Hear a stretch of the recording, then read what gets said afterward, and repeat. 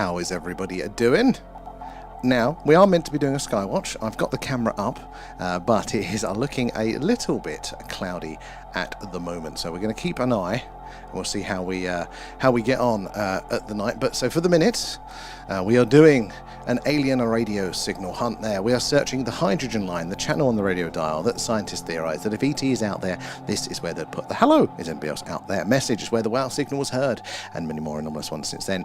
But yeah, we're going to do this until those clouds clear. They are meant to clear. So I've got the camera up, ready to press a button and bring that over in there. But until then, do say hello, let us know where you're watching from tonight, and also ask away any questions you may have there. O is in as well there.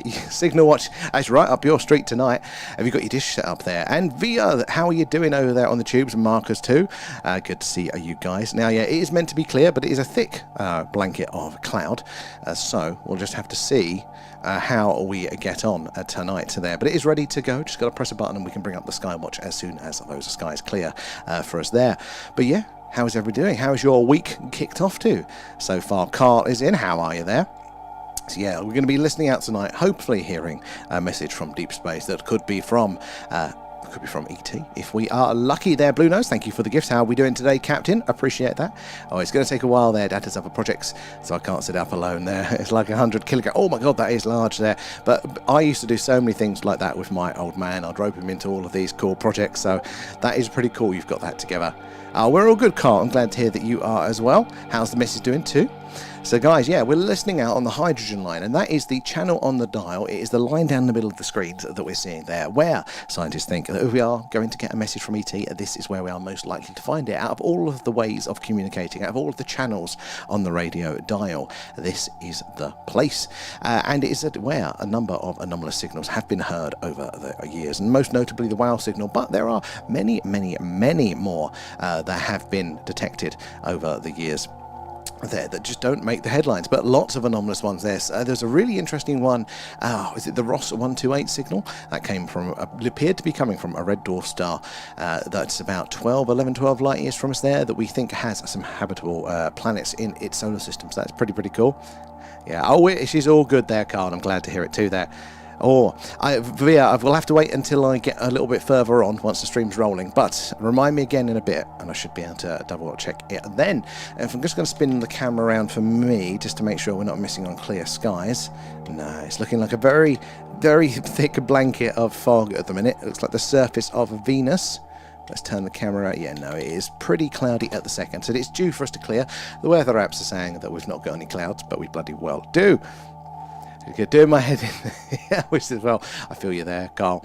But yes, if you're just joining us, do say hello. Let us know where you're watching from tonight. But hopefully we'll get a chance to do our UFO Skywatch as planned when those clouds pass. Until then, this is the live radio signals coming in from deep space. We're listening on a frequency, as I said, called the hydrogen line, where science thinks we are most likely to hear a message from ET should they be out there.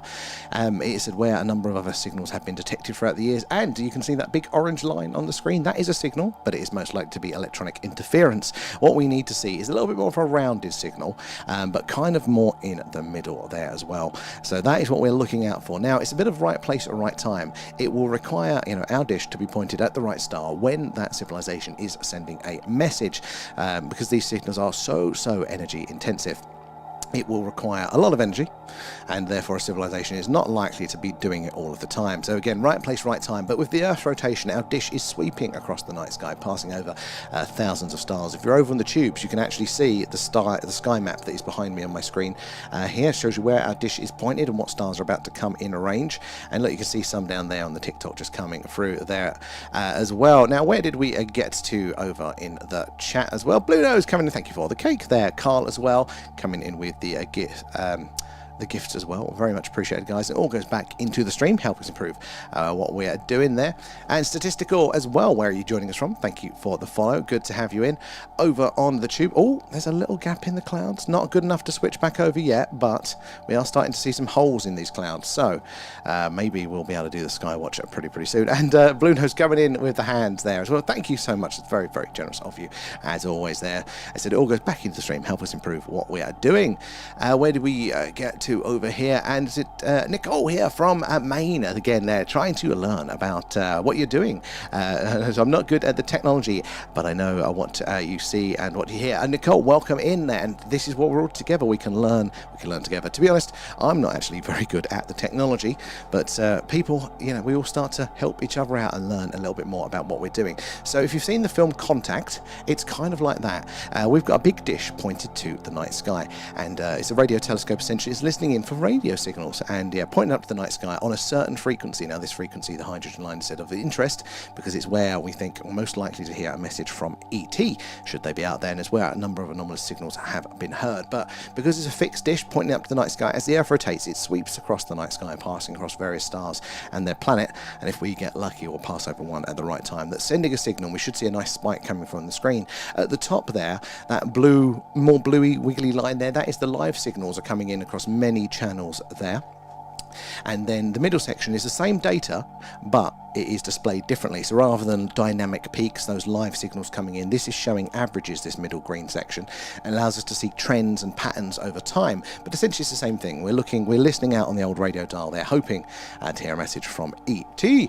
How you doing, Lethal, as well? Good to see you in. And thank you guys for the likes and the shares, the tapping away, all of that stuff there. It does help us reach more and more like-minded people there like yourselves. And the more eyes and minds we get on the phenomena, so the more we can all piece this puzzle together. Vicky and Blue Nose as well coming in with some extra gifts there. Much appreciated. And Essex, Skywatch, Scotch, how are you doing? We're all good here. Excuse me. And Rich is in the house, and Indigo too. Good to have you, Em. Well, let me know if you can look at the media. I'll have a look. Post it. Oh, excellent. I'll give me another nudge in a bit. I will forget, and then we can align it up for then via as well. Essex as well coming in with the we're having some technical. Oh my God! Hold on, guys. Let that go away.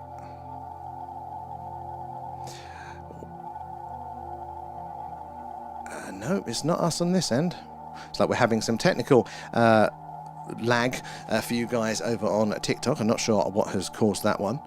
Maybe it's just the local internet having a sulk, but hopefully it will sort itself out there. And Skyshot's coming in with all of the shares there. Massive appreciation there, because it is the likes, the shares, the tapping away, all of that stuff that helps us to reach more and more like-minded people there like yourselves. The more eyes and minds on the old phenomena, so the more we can all piece this puzzle together. And Vicky as well, 15 minutes. Welcome into our club there. That's not too short at all, is it? It's quite a while. And Rio as well, good to see you.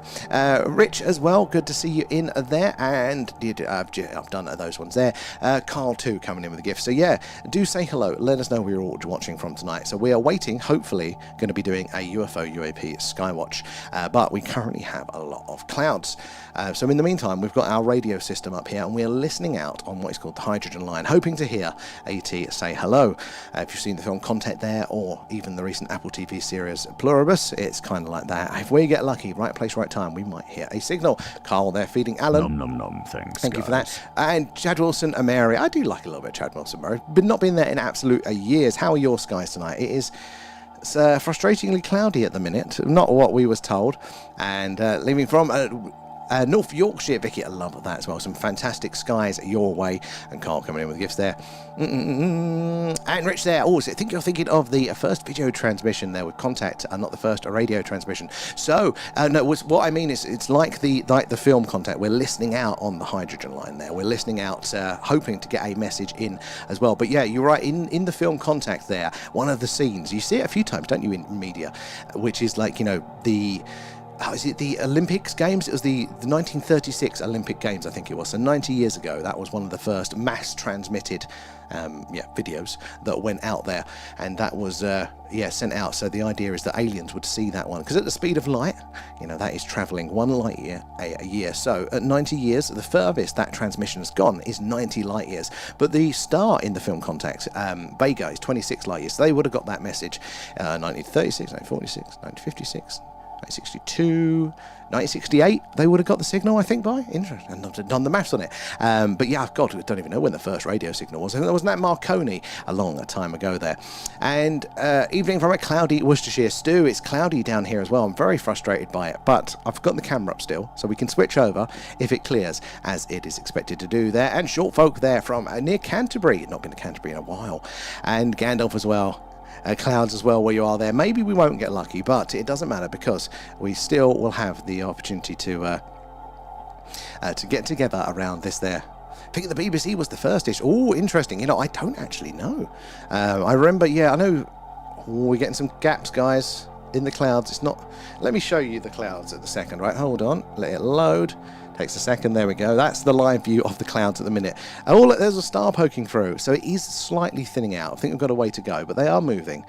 So if we do get lucky, it will be nice and clear for us as planned, but it might take a while to get there. So let's switch it back to the signal. So yeah, this is our live radio signals are coming. Oh, bit of a flash there.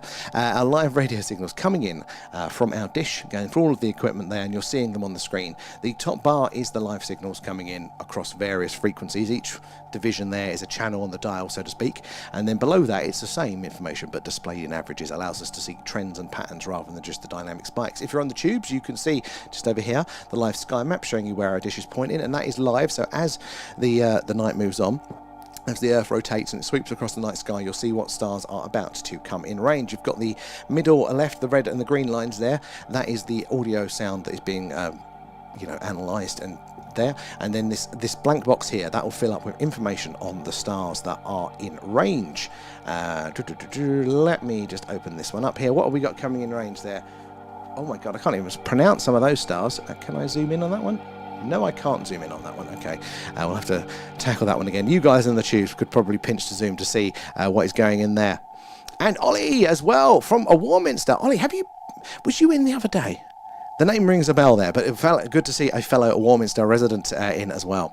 How the devil are you there? Hopefully our clouds are going to pass, aren't they? And Indigo there been looking at a bright Venus from a breezy gospel. It looks like the clouds of Venus, doesn't it, when we have our the clouds coming in there. They get that nice yellow tone. And cloudy in Aberdeen there. It does seem to be cloudy across the board. So hopefully we'll still get to do our Skywatch there. And Carl, has the wave frozen? Good point. Maybe. It is actually looking like... So the top section, that is meant to show it live. It does look like it has frozen. Now, I'll have to keep an eye on that one because it's suddenly got a bit warm up in here, and I know that the computer that runs this, when it gets hot, it starts to lag quite heavily. But we'll have to keep an eye. It does look like the top section has frozen, so that live bar at the top, that should be updating with changes. The middle section does look like it's still... You know what? Let's give it a chance to cool down and let's switch over to the sky cam. Even though it's clouds, there we go. Let's give it a chance to cool off for a second. Where are we? Through the chat. Good evening there, Parascience. How are you doing? Not a cloud in the sky tonight. Clacton will say, oh, jealous. It was meant to be clear here, but as you can see, it looks like the surface of Venus. We are getting a few holes, so we just have to keep our eyes out. Hopefully it's going to pass. I've still got the radio on in the background, so we can hear if we do get a signal coming in there. Oh, is that live with that speech there? The first ever live broadcast. Oh, okay, so radio itself then, but maybe the first broadcasting thing? Interesting. I have to look into those ones. How you doing, Dan, as well? And working on the M3 tonight. There, just past the A303 slip going west. Very clear and lovely moon earlier. Oh, what are the skies like down? Because you're not too far away if you're on the A303 or just past the A303 there. Yeah, if you've got clear skies, maybe we've got a chance of them there. And short, cheers. Can you get to the cosmic background, radiation, and hopefully clear skies? Are you looking deep at the sky objects or just large parts of the sky? So, good one there. So we are getting the sound from the cosmic microwave background. You bang on there. So actually, if I turn the music down, that sound, that is the CMB, that is the cosmic microwave background. They think just after the Big Bang. Which is pretty cool to think about. That's what we're hearing right now. So we're on the hydrogen line, but we're not getting any other signals. So yeah, it's the cosmic microwave background at the second that we're doing for the radio on the hunt there. How are you doing, Paul? Good to see you in there, Sir Paul. How the devil have you been? And where are we over on the TikToks? Scrolling down here.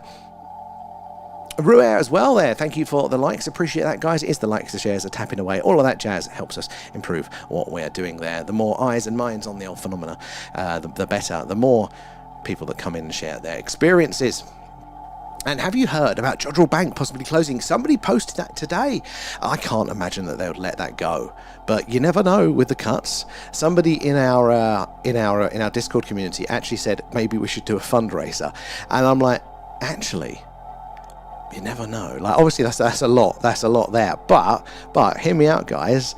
Crazy stuff on YouTube really does get traction, so you never know. You can imagine the video, couldn't you? Like that can we buy a radio telescope? Like that sort of thing would get viral.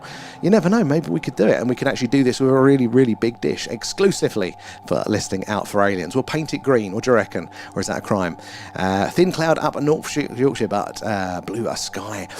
Hopefully it's going to clear for us. We have had a couple of gaps in it, but at the minute it is looking like the clouds of Venus, so it's a bit of a combined one. We're going to be doing a bit of SETI, a bit of live sky watching there. Harco, yeah, the image was right. It turned out, Harco, yeah, your image did turn out to be right there. Carl as well, and Harco coming in with the gifts. Thank you for those, guys. Appreciate that. All goes back into the stream. Oh, and Paul, thank you for gifting a membership again. Very, very kind of you there. Who's got that? Wong Woo fans, how are you doing? Woo there. So Wong Woo, sorry. How are you doing? Welcome aboard. So you've got the gifted membership there, and you'll be able to join us for our deep dives every couple of weeks. So I think we're not one this Friday, but it'll be one next weekend where we look at, all of the leaked or declassified documents related to the phenomena. It's going to be an interesting one there, so do make the most of that one. Oh, it's the first TV signal ever transmission. Was that the BBC one? Was that, or because I don't think the 36 Olympics was the first one transmitted, but maybe it was like the largest one because it was like, the Olympics, so maybe that's why they got it for it there. But very interesting, isn't it, the history of all of these things. I know old Marconi was they say inventor of radio, but radio is a natural phenomenon, and it was discovered, wasn't it, is it the late 1800s by was it live? That's what the distinction is. Very cool there. Thank you, Rich, for that. And this is why the internet is very cool, because people come out and they know the specifics. I like that. But yeah, Marconi was messing around with it for communication technology purposes. But yeah, but radio as a phenomenon, it wasn't discovered until quite recently. And the BBC did it a few months later. Did they really? So they were behind on it, past that one. Very interesting. Where did we get to in the TikToks? Where did we get to with you guys here? Kate is in. How are you doing today? Strange colour there. It's the clouds of Venus. We've got our own probe on Venus. Do a petition, get Jodrell Bank and rename it Jodrell Sam's. To call it Alan Bank. There we go. It kind of sounds a little bit more normal as well. Alan wants it. Back there, Lethal there. The phone was lagging and freezing. Our little SETI computer does seem to be playing up tonight, so maybe there's something in the air. I had to do a restart there. Unhappy K. Oh, is it the health stuff, or is it more sofas have arrived? No, not yet, Leanne, not yet. We're waiting for other DJ to get in there. Mason, how are you doing? Good to see you in. How the devil have you been? Oh, nope and nope. Guys, if you're just joining us, we're doing, at the minute, a live cloud watch. We're waiting for our skies to clear. It's a little bit warmer than I planned in here tonight. Yeah, we're doing a live cloud watch, but it's meant to be a live sky watch. Hopefully, the skies will clear as planned. But until then, as you can hear in the background, that is the sound of our radio telescope. We're listening out, hoping to hear ET say hello as well. Let's see if it's sorted itself out. Let's bounce this one back. Still looking like... Oh, no, it is moving. Oh, it's flashed again. There we go. It's unfrozen itself now. So there we go. These are the sounds being monitored coming in from deep space. So therefore, we are hoping to see a message from ET, pointing up to the night sky, sweeping over various stars on their planet. If we get lucky, right place, right time, we can see a signal come through on here. And you can hear the sound, so you'll hear it come through as well. And I've still got the screen open so I can see if those skies cleared. Oh, yeah, it really is, Leaf. It's caught me a bit off guard. And, I lost one earphone of 4 sets of earphones I bought this year there since January. That is dodgy. Frustrating. It comes to a point where maybe you need the wired ones, Kate. And Mason there, good mate, trying to find the best platform to watch there, but the internet is at... Oh, Mason, sorry to hear about that. Ours is actually staying a bit high at the minute, so maybe we might be responsible for some of that tonight. Don't know, it's a bit... We'll see how it goes. Hopefully we're going to get... fibre optic here soon, and if so, then that won't be a problem for us anymore. So persevere through. 4 boxes each with a single earphone in. Oh, okay. I think the left blob is my radar. So you never know. It might be. Is it on the right frequency for those sorts of things? To be honest, where is it plugged in? It is actually plugged in. It's not on the same computer, but it is on the same power circuit. So maybe for that one. About to get another SDR. Any recommendations? Any offer on the hack RF1? So I haven't managed to. We couldn't get a hack RF1, sadly. The new elect ones are pretty strong and stable, but if you can, yeah, the hack RF1 is meant to be pretty good and flexible for it. But other than that, yeah, I'm not really sure. What ones are we using? Is it the? Oh, I need to look at the back of it now. It was their best one they did that wasn't the hack RF1 there. It is definitely Sweaty Sack, DJ. I've been half working today. I took the day off because we've still got some friends staying with us, but I still had work to do. But I could get up late and leisurely. The shape, what's that, Leanne? The shape of my left ear. What's wrong with my left ear? My left? Your left. What's that? Where are we down there? Oh, it's because you're talking to Kate about Kate's headphones there. Oh, it's because I fall asleep with them in and do weird stuff when I sleep, so I've no idea what. Well, surely it should be in the bed or under or around the bed. Like, that's a limited space, you know. You're gonna just look under the bed, right? What you're gonna do is Hubs is gonna buy a new bed and not tell you, and then you're gonna have to move that bed, and then you're gonna find your earphone graveyard. Would it work? Connected to tablet for mobile, going mobile. I think so. I don't know the specifics on it, but a friend of mine, he actually uses just an out-of-the-box SDR with his mobile. I think it's an Android one. I'm not sure particularly which it is. But he uses an adapter to plug it into USB-C into his mobile phone. And he uses that to check airwaves for when he's doing outside broadcasts. And, making sure that your microphone frequencies aren't going to interfere with anybody else. It checks the spectrum using an SDR. So, in principle, it should do. Victoria there coming in with the shares. And Greengrass, how are you doing? Good to see you in. And that's what I thought there. But dug it all out today, and nope, none. It does make you wonder. Maybe it's the fairies, Kate. Because honestly, what was it the other day that I lost? And I tore the house apart for it, and nothing. And there was something else that I'd lost, and I'm like, well, when we move, we'll get it. When we did move, no, we checked under all the floor, but couldn't find it. Sometimes they do just disappear. And would the camera or the HD lead to the camera for Skywatch cause the orange spike? Ooh, you know what? It could do. I'm not specifically sure. So the orange spiking, guys, is probably going to be a localized interference. I've got a few other things that I can change out that might get rid of that one.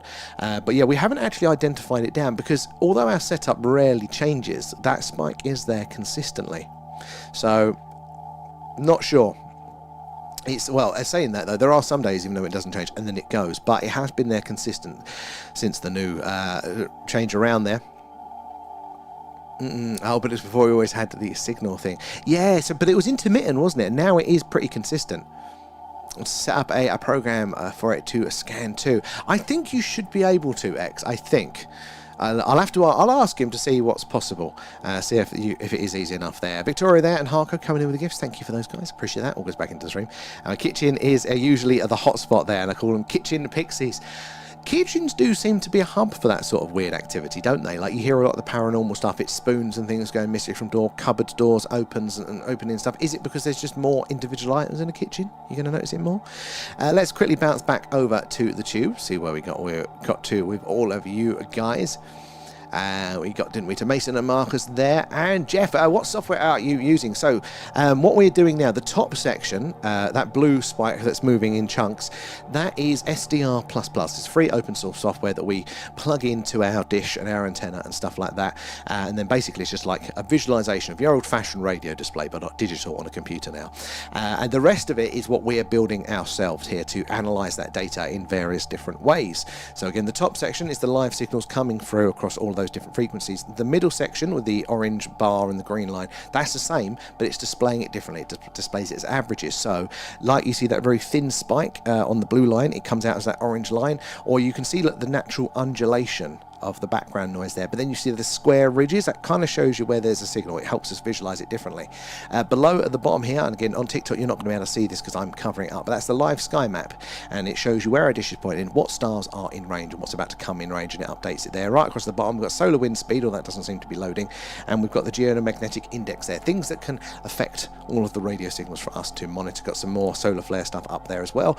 Right over in the middle left, you've got the waveform being analysed. The red is the sound you're hearing, and we want to hear that red, see that red line go like the green line there, and then this box just above us here in the middle, that is actually the details on the stars that are in range from shown on the dish there below. But you can actually log in, guys, on our website anytime. This is running 24/7, this computer, doing this, so you can log in and monitor and look out for the alien radio signals anytime that you like.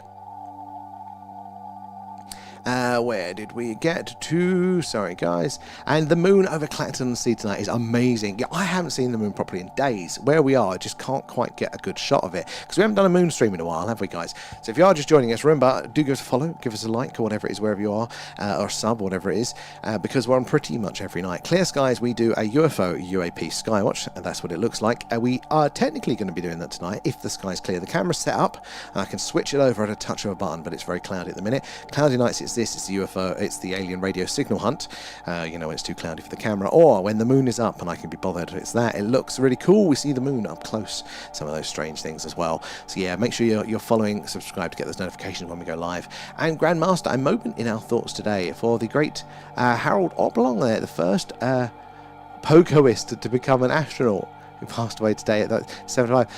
I wasn't even aware of that. They're very interesting there.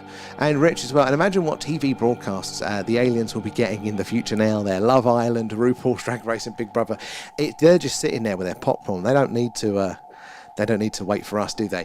In fact, you know, you can time it. You can see what stars have got what signals. Maybe I'm going to make a visualization of that we can bring up on the screen, because that's really, really interesting. Actually putting, you know, when did Breaking Bad come out? Right, how far? How many light years is that? What stars are in range? What TV have they caught there? And hey up, how are you doing there? Shouting you over the Mendips. You're not too far from us. Have you got clear skies tonight? Because we were expecting clear, and look, they are cloudy. Look, it's like the surface of Venus at the minute. That is a live camera pointing up to the night sky, but it is just clouds. So I feel like the weather forecasters have lied to me once more. And oh, having another sulk there. Top of the day, Morwick. How the devil are you? And he's brilliant there. It did make me think, how did he get into space? Is it the pogo? Where did we? It's the fairies there hiding all Kate's shit. There we go. AAP says it's definitely the fairies. She'll notice what's that. And they disappear through wormholes in space. Well, maybe. You don't know these things. And shot there. Hi, a bit of astro myself there, but optical through any pulsar sounds keeps the channel running. Interesting stuff. And I look forward to seeing you live there. Cloud free feed. Thank you, Short. Definitely make sure you're around for that, because it is really, really cool. When we get a clear sky, nothing beats it there. And we do sometimes see some very strange things indeed. Yeah, this isn't as visually stimulating, but hey, it's still interesting. It's still we've had some weirdness. I've no idea what it is. It's probably unlikely to be alien, the ones that we've had here, the signals, we should say. But yeah, space screen is the language of the universe. It's radio.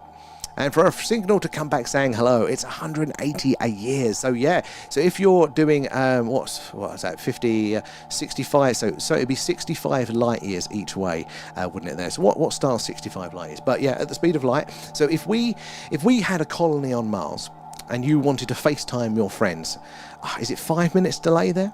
Because of the speed of light, nothing can be transferred faster than that. You wouldn't be able to have a real-time conversation like this. You wouldn't be able to live stream from Mars. There's a 5-minute delay in getting those messages. The speed of light is fast, but not really over these damn distances. If you've seen Vega in our night sky, before we zoomed in on that one on our Skywatch, is the big bright purple one. That is about 26 light years from us there. So if you want to do a hello message there, that's 26 years for the first message, and then say hello back, 26 years again. So 52 round years for that one. as well. And how often do you hear anomalies when hunting for the signals? Nicole, not often at all. No, when we're doing the Skywatches, the skies are alive and the skies have lots of interesting things to see. These are much rarer, so they're getting less rare now, but it is a right place at right time. The more we do it, the more our statistical odds of a detection does increase. But yeah, it's not going to be every night for these sort of ones here. Again, it's right place at right time. Is our dish pointing to the right star when that potential civilization is sending the message as well? So over the years, there used to be about once every decade or so, there'd be an anomalous radio signal that science couldn't explain, and it would look exactly what we'd expect an alien signal to look like, exactly on the radio dial where we'd expected to find it, like the wow signal. And then it became, like once a decade, then once every couple of years, and now it's a point like once every year or more. They're becoming so less common. And recently, one of the SETI, I think it's a SETI at Home project, that completed its run analysing the data, and they had 100 candidate signals. Now, the issue really is not so much the detection of signals. There's a lot of these candidate signals out there. The issue is that science needs to confirm the same signal from 2 different sources.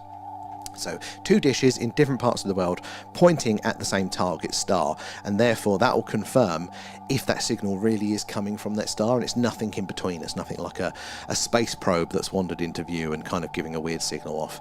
That gives it the confirmation. But the way that SETI works mostly in the world, it's not like what we're doing now in real time. It's all like they process the data for years. They'll collect all the data that everybody else is collecting anyway for normal astronomy and learning about the universe, and then they reprocess it for data for SETI purposes.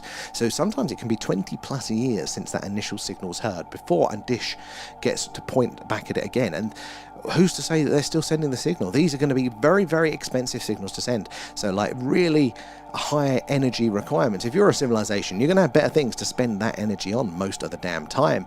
In fact, we as a civilization only sent the message once ourselves. Back in the early 1970s. We've not sent a big high-powered hello message since. So yeah, it's not necessarily going to be on, especially if you're waiting 20 years. I always say it's like me hearing my doorbell go and then waiting 2 weeks before I answer it and going, oh, that's rude. They're not there. Science, I don't think has really got their head around it yet. And thank you, Jeff. And how are you doing, Neon? Good to see you in there. And Rich as well, for the closest ones, if they can do it. So, well, the closest star is our neighbour, is Proxima Centauri. That's about 4.2 light years, 4.2 or 4.6 light years away. So if Proxima Centauri is inhabited by intelligent life, we wanted to have a communication with them, that would be 4.2 years each way for that one. Now, very, very interestingly, Proxima Centauri, we know of planets around that one, and we now know that they have atmospheres and magnetic fields as well to protect them. So they're looking more and more and more habitable. But what's interesting, there was one of these anomalous, potentially alien radio signals detected coming from apparently our closest neighbour there, Proxima Centauri. It was called the BLC-1 signal. So it's kind of like the SETI organisation, but it was a private company funded by millionaires, and it's called Breakthrough Listen Project. So this was the BLC-1 signal, the Breakthrough Listen Candidate 1 signal. Now officially they wrote it off as probably electronic or man-made interference, but you have to actually read what they do about this, how they come to those conclusions, because probably isn't definitely. And what they'll do, if they can't confirm it's aliens, they don't get harassed by people like us. They'll say, oh, it's probably satellites, but yet they will check and they can't prove that it's a satellite. So, but some other people have looked at this signal and they have actually done the maths. There's something called like Doppler shift, basically, which means that there'll be characteristics with the signal that we're seeing itself that will be shift based on the orbit and the rotation or the movement of the host, of where that signal is coming from. So if you imagine a planet in orbit around its star, that signal, as it's transmitting it, is going to go away from us, and then eventually it'll come towards us, and then away from us as that planet orbits its star. And you can see that within the trains of the signal, that the actual frequency ever so slightly shifts. But this private paper, again, I don't know if it's been peer reviewed, but they said that they had done the maths on the BLC-1 signal, and it was looking like that the Doppler shift changes from that signal appeared to match the orbital times of the planet around Proxima Centauri. So it would match as if it was coming from that planet. So very, very interesting indeed. And I'm wondering if I'm going to set the smoke alarm off in the holiday hotel. hot glue gun in there. We'll let you know. Well, good luck with that one out there. I thought you were going to be hotboxing the travel lodge with Alan and his vape. Where did we get to in the chat? Oh no, we're almost up to date there. And when do you think we will get our real radio contact? 2030? We may have already had it. There are serious whispers of people saying that it has happened. We have got these signals. They are the BLC want one. There are rumours that is a constant signal, and if you have a sensitive enough dish, which sadly we don't, you can just tune into it. And it's not going to be necessarily the hello as anybody else out there signal. It appears to be that it's probably like a technological signal, as in, you know, we're picking up their radar or something like that. But SETI have come out publicly and said that their policy is, until that they can confirm it and they can get extra details, they would not tell us. And look, obviously we don't want them to come out too early, but it means that their policy essentially is, until they can send a ship over there to go, yeah, oh no, it is aliens, we can see the guy sending the message, they are not going to tell us, apparently. Very, very strange indeed. So yeah, they were going to keep it a secret, and I think I can kind of understand why. I don't agree, but I can understand, which is that, look, if they came out tomorrow and said, look lads, we're pretty sure we're getting a technological signal coming from Proxima Centauri, what would we do? We would harass and hound them, wouldn't we? For how many fingers have they got? Are they here to kill us? You know, us and the mainstream, you know, and the press. They're just behind it, and their answer they don't have. All they would know is that there is a signal. There, Jane as well. How are you doing? Right, I'm going to bounce back over to the TikTok to see where we got to with you wonderful people waiting patiently. Victoria and Harco, thank you for the gifts there. Appreciate that. All goes back into stream, same as the subs, the members, the Patreons, all that jazz, the merch too. Look out. T-shirt on there. We've got a Skywatcher t-shirt as well, a Signal Hunter one for this. Yeah, if you're joining us, we're doing at the minute a live alien radio signal hunt. So we're searching what is called the hydrogen line. That is the channel on the radio dial where scientists theorise that if ET is out there, this is where they'd put the message. Hello, is anybody else out there? It's where the WOW signal was heard, but many other anomalous signals as well. What we're hoping to do is switch over to a Skywatch as planned, if the clouds clear. At the minute, it's looking like the surface of Venus. In fact, I can show you. There we go. Yeah, it's pretty cloudy at the second. Hope it doesn't rain on the camera. But yes, it is pretty cloudy at the second, so that's why we're doing this right now. But we'll see. I've got it open, so we can switch back over as soon as we need to. Where are we? Do we get to in the chat? We got to Greengrass. What's around here? Went around there. Kitchen off in the heart of the house. A very good point, actually, with that. And I think I was thinking Neuralek RTR, but I thought they got excessively hot. No ideas. Ours are, let me tell you. Where is it? It's warm. Ooh, yeah, that is warm. But to be fair, I have it running 24/7, and this room is always bloody hot as well, so it's not necessarily a base test. I know that they're good products. They're not great. Even running hot, it's still... never broken or let us down. And interestingly, I made a deal with my mum when I was little, telling her to move stuff when she passed there. So it's likely she's my kitchen pixie. Oh, now that would be cool.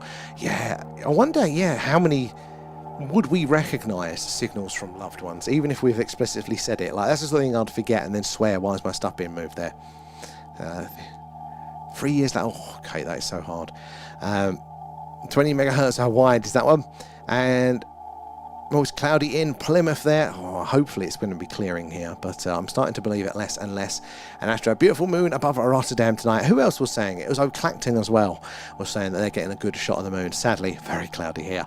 And would be hilarious when we ever see basically a WOW signal during the live. Now that would be absolutely amazing. We just get that really big spike up. I can trigger it to technically do that. I'd like to show you as an example, to not, and to see what it would look like. But I'm not going to tonight because it will actually break everything. It's running a little bit too warm there. 1 light year is 6 trillion miles. It's crazy, isn't it? Like that. Is it Voyager that has gone 1 light day? Our furthest man-made craft has gone 1 light day from us there. And how you doing from farm there? And there's a competition on air tonight or tomorrow's, so no fishing. Oh man, that's it. But I'll be happy to sit here. Well, you're welcome to hang out with us, Print Farm, as well. There, I'm sure it'll come back around soon enough. Where did we get to? Oh, sorry, I've missed loads of gifts there as well. Where did we get to in the chat there? V and Harko and Ben. And V as well. And Ben, thank you for feeding Alan. Guys. OGV! Did you see the message? Your T-shirts are in production again. Second batch. You might end up getting double if the other ones show up there. But I imagine it'll be this week. I'll be watching the tracking closely. Where did we get to in the chat? Where did it get to? Down here. Oh, where are we? How you doing, Ramroads? How good to see you there. And V is in there. Sorry you're late. It's okay. It's always forgiven. Alan sulking. 1 minute left to sing. Oh, thank you, Harko. Where are we? Down here. And Ben, good evening. Good to see you there. And, oh, Liberty there. Tuber is buffering like mad. Oh, TikTok is doing it also. You know, yeah, you know what? I have no idea what is doing that. Let me see if I can inspect some more settings here, because it's showing quite high on my end, but it might just be my local internet. Let me see if there's anything obvious hogging the system. Thank you for the heads up. No.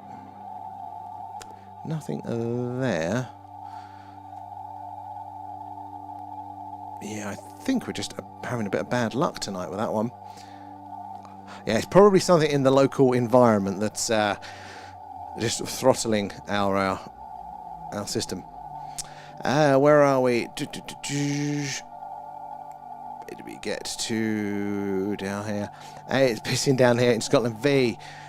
Well, hopefully it doesn't rain on the camera, and that's a point. I need to keep an eye on that. It doesn't start raining. And recognised it because I took... it took a few years to start. Ooh, why do you think, is that like a learning curve, you know, of learning through the environment there? Stay there with my candle going on her birthday, like, mother? We agreed. I should try that as well for...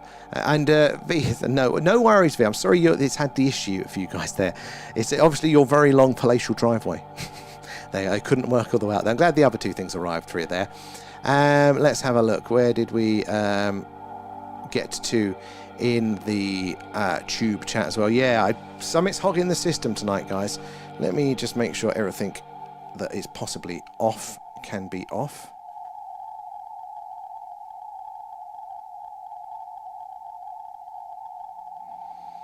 No. Yeah, it's looking like just bad luck. I've turned everything off other than the main computer, sadly. So we'll see. Hope it does normally sort itself out. We'll see. Or maybe it's just mercury in microwave. Again, where are we? Down here as well. So where did we go to? To Janie, didn't we? You got clear skies and 13 degrees C. I was like, oh, Neon, I'm very, very jealous of that. Hope your sky is the same, because wasn't you going up the tour? And can you see Jupiter? Not from here, sadly. We saw it earlier on in the year. We saw Jupiter quite a bit, but, you know, with the seasons changing, it's not in our part of the sky at the minute there. Oh, it's all digital now, not analog. Yeah, it is. And why do they change it? Well, I think the gist is that digital, you can get more data per transmission, basically, and more people can use the same aerospace, but it's not as resilient, is it? It's you know, they're getting rid of all of the shortwave and long wave there, all of the old systems. I seem to be buffering there. 5 minute delay. Oh my god, Grandmaster, that's a ridiculously long delay. You might have to give up if it's going to be that long. How you doing, film UFOs? And they don't want us to see the signal on the old TVs. Well, maybe, but I mean, this is the thing, the limited bandwidth wasn't there with those signals as well. So there is a technical reason. I love leaving a SETI on overnight with my colleagues in 2000. Kung Fu. I've heard so many people have similar stories, like people that used to like manage large networks that actually put it on the whole system and utilize it for those reasons. But yeah, lots of people miss the SETI at Home project. That's only just literally from a couple of months back. That is the finished processing all of that data, and they come up with like over 100, or was it nearly 100? Around 100. Candidate signals from it, so it'll take them a long time, I think, to get through them, see which ones are interested there. How are you doing, Nathan, as well? You've got clearish skies, Liberty. I'm very, very jealous of that. It'll be clear tomorrow. I've already checked. It's meant to be crystal clear for us tomorrow, but hey ho. Yeah, it does look to be a bit of a crap connection at the minute. Hopefully it'll sort itself out, but it's, yeah, Maybe my neighbours decided they want to download the full 4K IMAX quality Lord of the Rings. Mega stuff. That's just me. No, it's network. It's not the computer. It's the network, sadly. Yeah. CIA lag.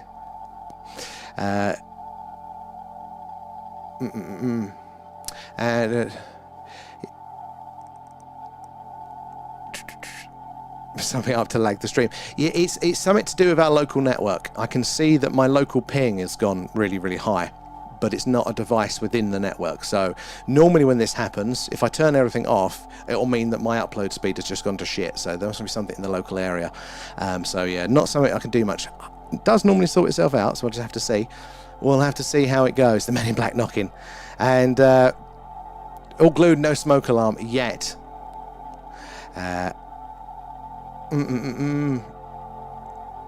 So sadly, Mike, yeah, it doesn't help resetting it. It's not the computer. It's the internet connection to the property.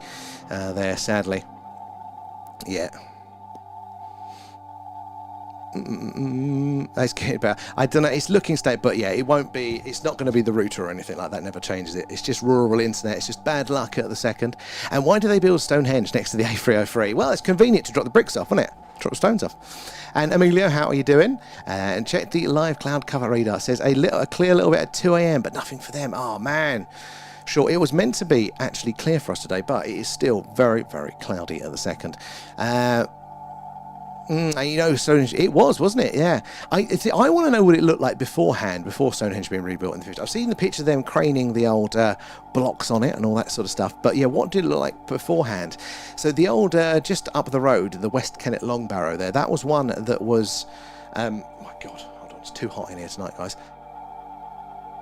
Yeah, that was one that the early antiquarians rebuilt based on their best assumptions. They thought they were restoring it, but now we know that they were very, very off the mark. I wonder if anything like that, or to what degree of something like that, was to play at Stone Henge. I want to see the before pictures. Where did we get to? There, Lozzie, how are you doing there? Oh, wow, congratulations, Liberty, on that. 100k is nothing to be ashamed at all. They are very good at going. Is it sorted itself out? It's just weird because it's saying on my end it's still got the same level of ping. It's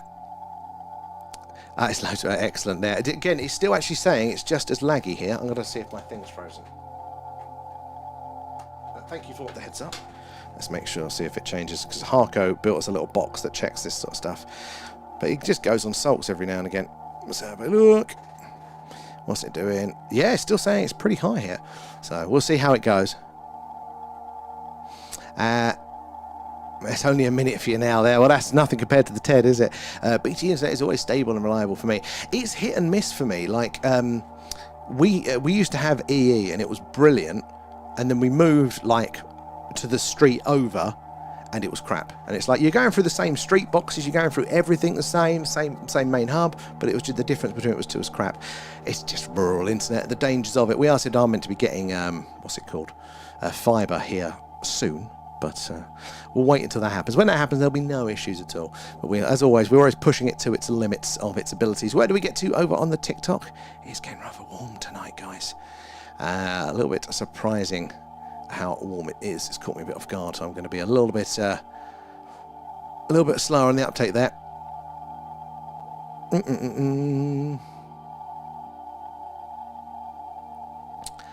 Scrolling down.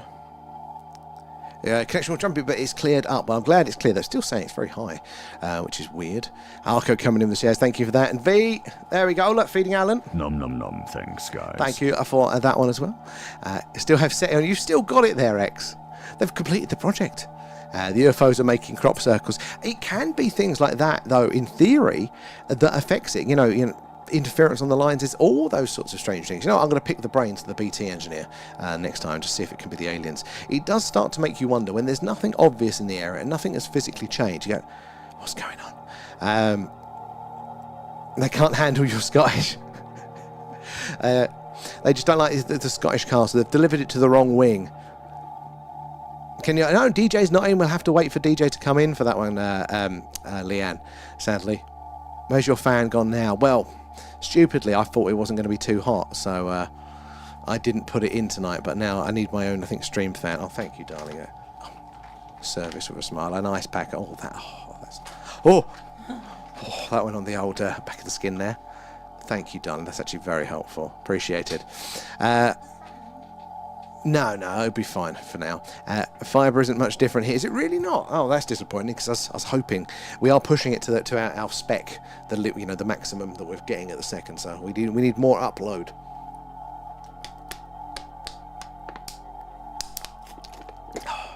Forget that water exists. Yeah, and when we can do it, we can stream we can go back to Twitch as well and all of the other ones. But until then, where are we down in here? Just ordered 2 GB up and down from a Virgin. See, I was debating Virgin. That's like our only other option. But the horror stories I've heard about their customer service, I'm like, I didn't know if taking the risk. It's just a tourist thing there. They moved these stones to a suit. So it has got history though in antiquity. But I'm definitely open to the fact that they could have like moved them, they could have added, they could have manipulated and all that sort of stuff there. To what degree? But we know it existed as a stone site well before that. It's in the records, those things. But I'd like to know to what degree. I'd like to see like the before and after pictures, or the antiquarians doing things. Oh, that actually really does help there. Thank you, darling. The antiquary. See what the old maps say that like, just to see how much is going on with it there. So anyway, guys, if you are just joining us, we are doing our live alien radio signal hunt tonight. We are hoping that the skies are going to clear, but it's not looking good for us now, to see if we can see some UFOs in the night sky. But until then, we're listening out for ET saying hello, hoping to hear a message from a deeper space. I need a bell for the room service. Harco, that's the next project.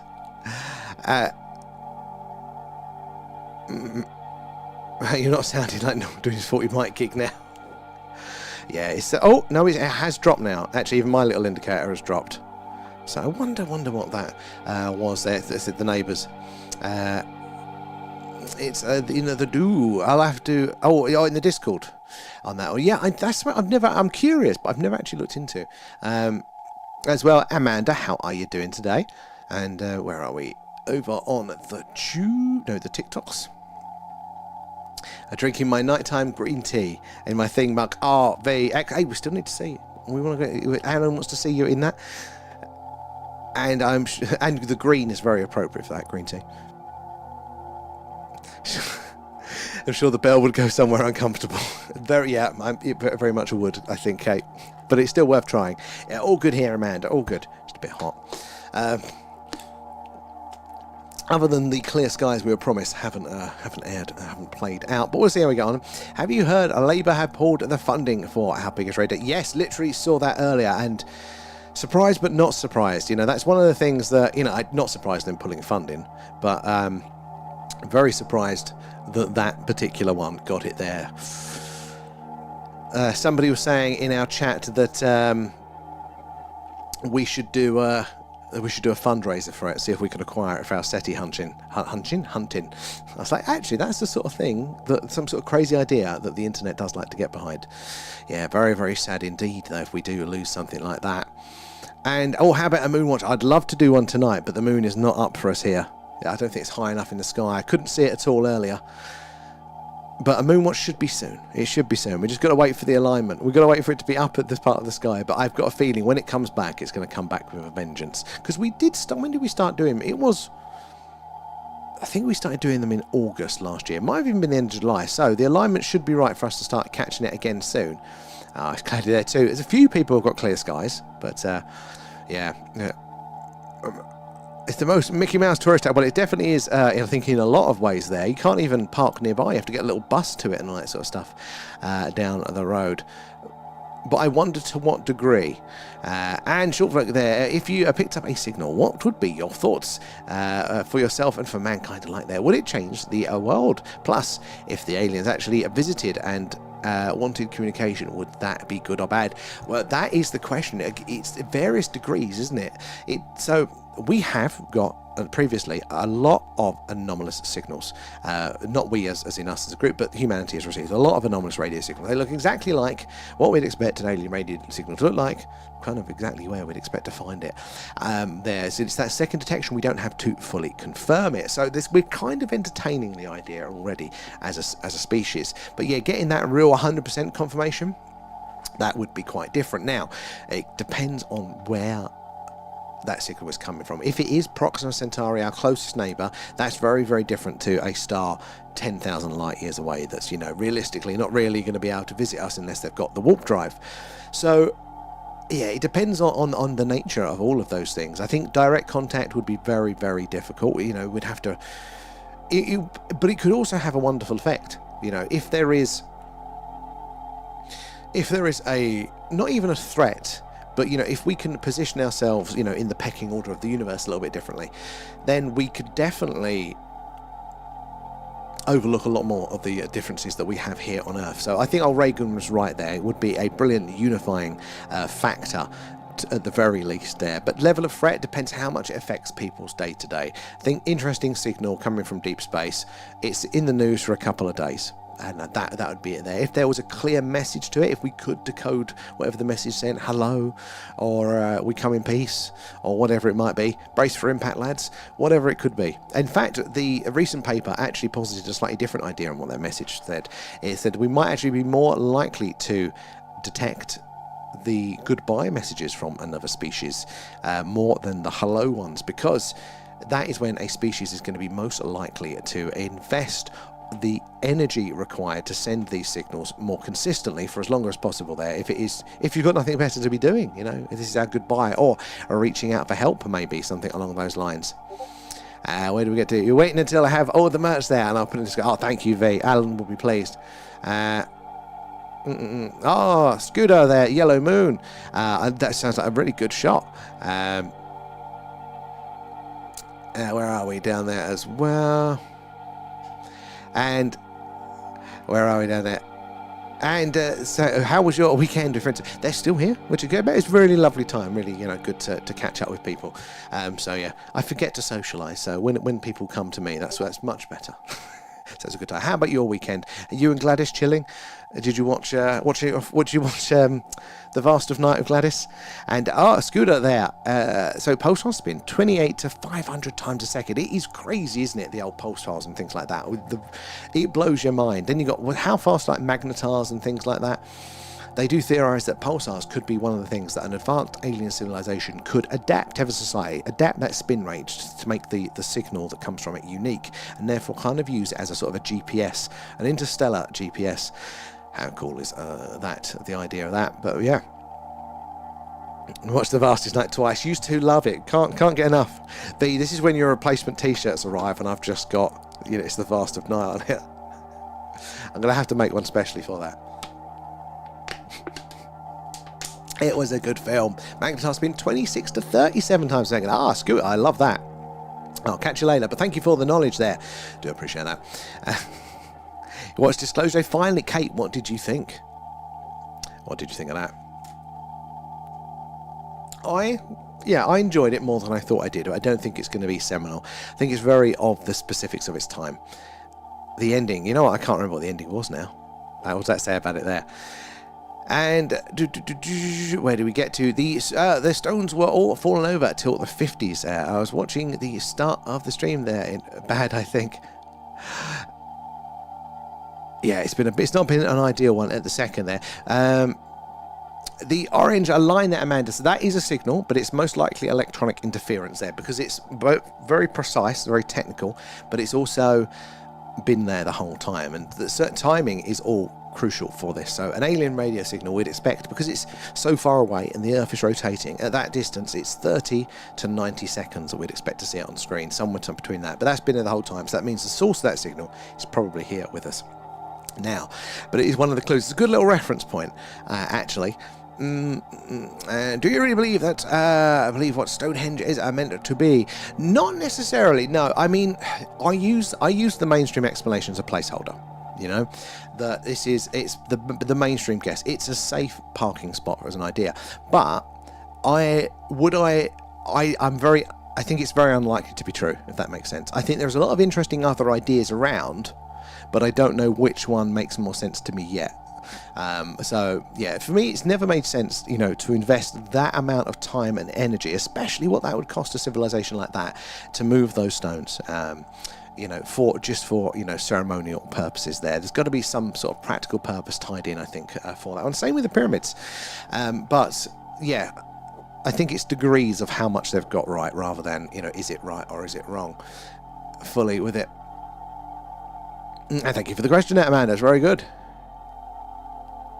And the Kallanish stones dug out of the Pete as well. New visitor centre just opened there. They charge 15 quid per adult now, and it used to be free.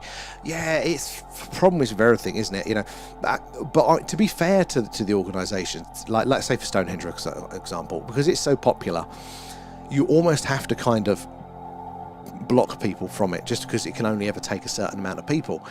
You know, the more popular something gets, the more crowded it is, the more commercialised with these things. But this, yeah, I mean, Stonehenge is good. Is it the only one that's stacked like that? And I think Rich makes a very interesting point here. It's like, well, what was it like if it had all fallen down previously? What is the evidence they have for it to be stacked like that, or are they just guessing, and did they get it wrong? You know, because we don't see the stacked stones, you know, like the lintel stones anywhere else that I am aware of. You've got lots of big stones standing up, which is still very, very impressive. But I think what makes Stonehenge pop is the fact that it's got those lintel stones. And like, was there one left like that? What was their clue? Oh, testing a telescope camera set up, and wow, I think night streaming could be pretty cool at Lakenheath now. Oh, Liberty, let us know when you're doing that one. I want to see what it's like there. They were bored. No, actually, that's a very good point, Short. I'll catch you later there, Short. And it was moved in the 1950s, so we know they had restored it. But what is their definition of restore? Because back then, they, again, limited knowledge they're working with. The practices were totally different there. No bloody respect from visitors. Well, that's another point, isn't it? There. How you doing, Chris, as well, FF? And we will never know the true reason for Stonehenge. Yeah, well, to be 100% on it, yeah, we'll never know that one. Just, it's going to be so hard to ever have anything that we can match up to kind of be fully confident. There are clues, you know, its alignment is a very, very interesting clue, but it's not necessarily definite with it, is it? There, you can deduce certain things, but that's very different from like a scientific measurement. And am I getting that right? Kallanish are there as well. There are lots of interesting stone places.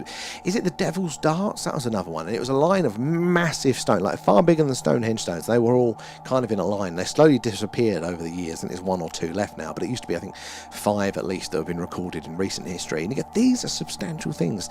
Like, there are certain places in Egypt, and this is like not a unique theory at all, but again, it looks more industrial. If you've ever been to an abandoned factory, and, you know, even if the roof's gone, the wall's gone, you see, you know, the concrete slab of the foundation, and you can see all the holes in the floor where certain bits of machinery, you know, they needed the bit that went below, so it was cut out there, or it was an oil trap, or, you know, there was all those sorts of variations made for the machines to fit. And there's certain places in Egypt that kind of strike me as that as well. Like, it's the Assyrian. No. Yeah, the Assyrian. It is the Assyrian. And that is one that just for me really feels like a plant room. It feels very, very industrial like that. You know, what is the machine that would fit, that would require these strange layouts? But I think maybe, are we seeing something along those lines, you know, with the megalithic structures there? Are they supports and gantries for something a lot more practical? Check out the cranes. Yeah, they were lifting them in. But, you know, how much to what degree, and what were they basing that on? I ain't got no clue. Yeah, that is why archaeology is only, if even barely, a science. You know, they like to think it's, but it's not the same. You can't necessarily, with Stonehenge, you can't test and measure it. You can test and measure carbon dating from specific samples, and that gives you an indication of when that particular thing, but most of it is extrapolated. It's not, you know, they'll treat it as a definite to us as the public, but really their confidence in any of these decisions is quite low. It's their best guess at the time from their point of view. Oh well, that'd be a first time spare rib. I got it correct there. And any good sightings there? Woo. Lately, their work has been a bitch to me lately. It's a Fubinator. I'll try and remember that one. Good to see you in. Hopefully work calms down for you there. Yeah, we had an interesting one last night. Bright orange one. A couple of nights before that. The new tracking software got a really, really interesting alignment too. So there have been a few. Same as the parents, we don't know half of it. Yeah, we're just trying to guess. You know, it's working on deduction. It can get us close, but it's unlikely to be very precise there. Based for the spaceships. I mean, sometime you never know. Does Stargate have it right? Let's have a look over on the TikToks. Where did we get to with you guys? Sorry, I'm trying to find where he was in the chat. Are you still not seen it, V? That's very surprising. It was a Netflix ending. Actually, Kate, I'll give you that. I'll go with that one. And Voyager would have travelled one light day in November this year. Oh my god, it's just no distance at all. I mean, it's a lot. Well done, Voyager, for a bit 70s tech, but the distance is in space. And Dan, what's your day job? I manage a podcast network, so spreadsheets and emails and that sort of fun. It's not as exciting as it sounds. And I did love the rest of the movie there. I can see, yeah, because I was definitely focusing on the rest of the movie, and I got the message from it, which was it's okay. Like, you know, it's not going to be earth-shattering, and that was not to us, I think, really, as the UFO people, but to the general public. The people and the religious groups and all that sort of stuff. And what does this mean for us? What would the world look like after disclosure? I think the message was, it'll be all right. YouTube still hasn't gotten back to you. Oh, V, have you tried making another account? It might just be vianallen@hotmail.com. That might work for you. And is that Sharon as well there from Wales? Good to have you in. How are your skies in Wales tonight? And B, coming with the hashtags, appreciate that. Almost travelled 15.8 billion miles. It is a ridiculous sum, isn't it? But think of how long that takes to travel one light day. That is with our conventional means. So it's not continuously boosting its engines. Its engines got it up to speed. And what both Voyagers did, I think, they did the grand tour. So it's this rare alignment of the solar system planets where they could slingshot each other off of all of the major planets using the gravity around them all to speed it up on each time there. And that's how they kind of did a little tour, took some interesting pictures and luzzed itself out of the solar system, I should say. Venus has a day that lasts about 5,832 hours, equal to 243 Earth days. Is it really? Is it tidally locked or partly tidally, like on a very slow rotation with Venus? Venus is interesting because Venus is very, very Earth-like. It's like a 95% match to Earth, and there was a very good chance that it was, habitable for a period. But you come in with the shares. I agree. Yeah, I thought that's where the value of the movie was, but I think that is of its time. Once we get disclosure, I don't think people will rewatch it there. Freedom, fight on the beaches, exactly. And what bought the stones in France there? A Chinook or something. No idea, Sharon. No idea. Because those stones did travel quite far. I mean, even the old Stone Henge ones, the altar stone, they call it, the very central one, appears to have come from like northern Scotland, the Orkney sort of way. That's its geological match. But how it got there is anyone's guess. Some people say, well, it was caught up in a glacier, and we know lots of large stones do get moved by slowly moving glaciers, but they don't think there's one in the air at the time. But was it man? Some people do think that man lugged it all of that way. There had to be a very special stone to warrant that effort, wouldn't it? You like Stonehenge until I found out it had been modified with aluminium and steel. Really? I have not known that. And, what was it? DJ there. On March 23rd, 2178, the dwarf planet Pluto will complete its first full orbit of the Sun. Is it not done a full one yet? I mean, I know Pluto is out there. Since it was discovered, they're thinking about. Since it was discovered, they are thinking about bringing Pluto back in as a planet. They may have changed their mind on that one. And when we have the meet-up there, we're all wearing kilts, Starfleet Academy outfits. I'm not wearing the red ones there. And where are we down there? Sorry there, Sharon. Sure, I'll be as vague as possible on that one. Where are we? He has a 3, and you can't even have a 1 properly functioning V. Yeah. Oh, they came from Wales. So yeah, the what do they call the bluestones? Is it? Yeah, the bluestones that come from Wales. So the big ones that are stacked with the lintels, they're apparently quite local. They are, this sort of area of the country, Salisbury Plain sort of area, and they think that I think they're limestone, are those ones, or sandstone, something like that. One of the lighter stones, basically, still bloody big things. The bluestones, the inner ones that are standing upright, still very, very large. They've identified the quarry from Wales that they came from.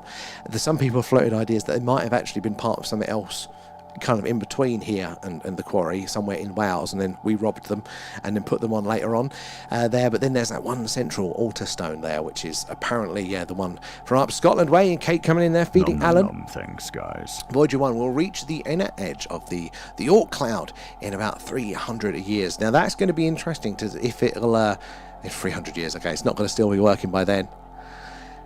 To have 30,000 years to fully exit its outer boundary. That is a long old time. That is a long old time, isn't it?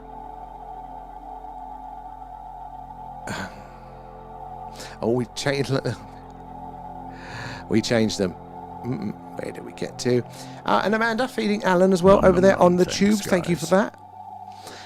Where are we down here? Sean, they came for what? Always been around. What's that for, Sean? What's that? Life? Oh, we changed them. Oh, I'm not sure. Not following that one, Sean. What was that for? What haven't they stolen? Due to stones falling over, they had to be rebuilt. Yeah, so were they confident on the positions that they were in previously? And can we fund the use of the big dish from the Merlin network and use it for a live? I'm trying to reach out to them people, actually. Is anybody really changed? You tell me. I'm not sure. I'm not following what you mean with that one. All is a lie there. Well, a lie to me improves intention, but a lot of times people just get it wrong, but passionately wrong, and they'll push that wrong even if they're not fully confident on it there. But sometimes there are active and outright lies, but not as common as what we would assume. I think more definitely gets put about. All right, let's go back over to the tubes. Where do we get to, you guys? Oh, it's jumping ahead. Where did we get to? A lot of the restrictions at Stone Henge is due to all the riots with the police at the solstice in the late 70s and 80s. I didn't know that one, but that makes sense. And that's just, I think the films definitely give us clues about this. Yeah, Hollywood's definitely utilised. You guys got to check out a podcast called Sound, Light and Frequency. It's by a couple of Hollywood producers, directors, screenwriters. They did, what was it called?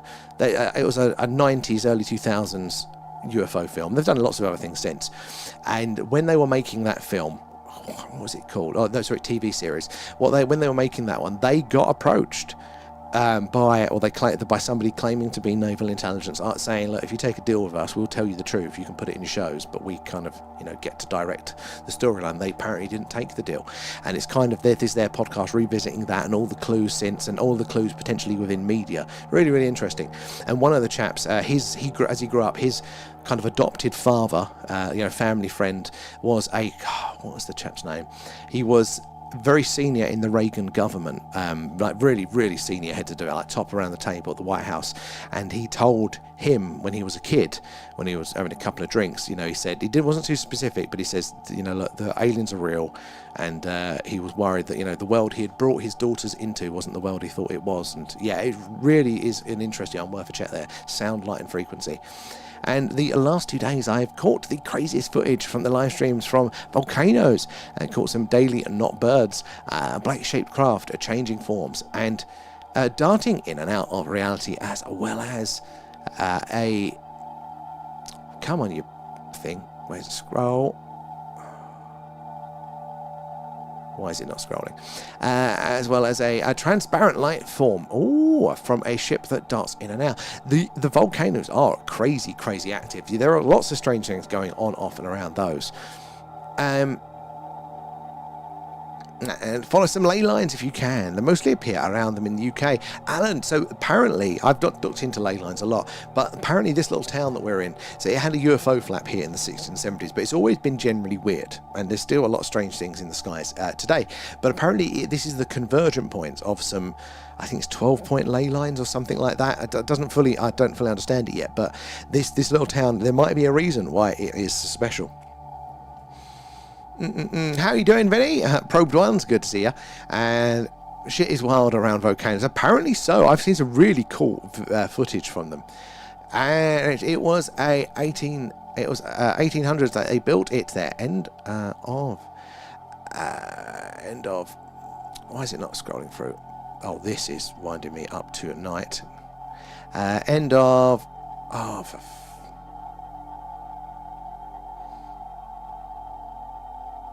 this is being a pain in the ass. What is that about? Oh,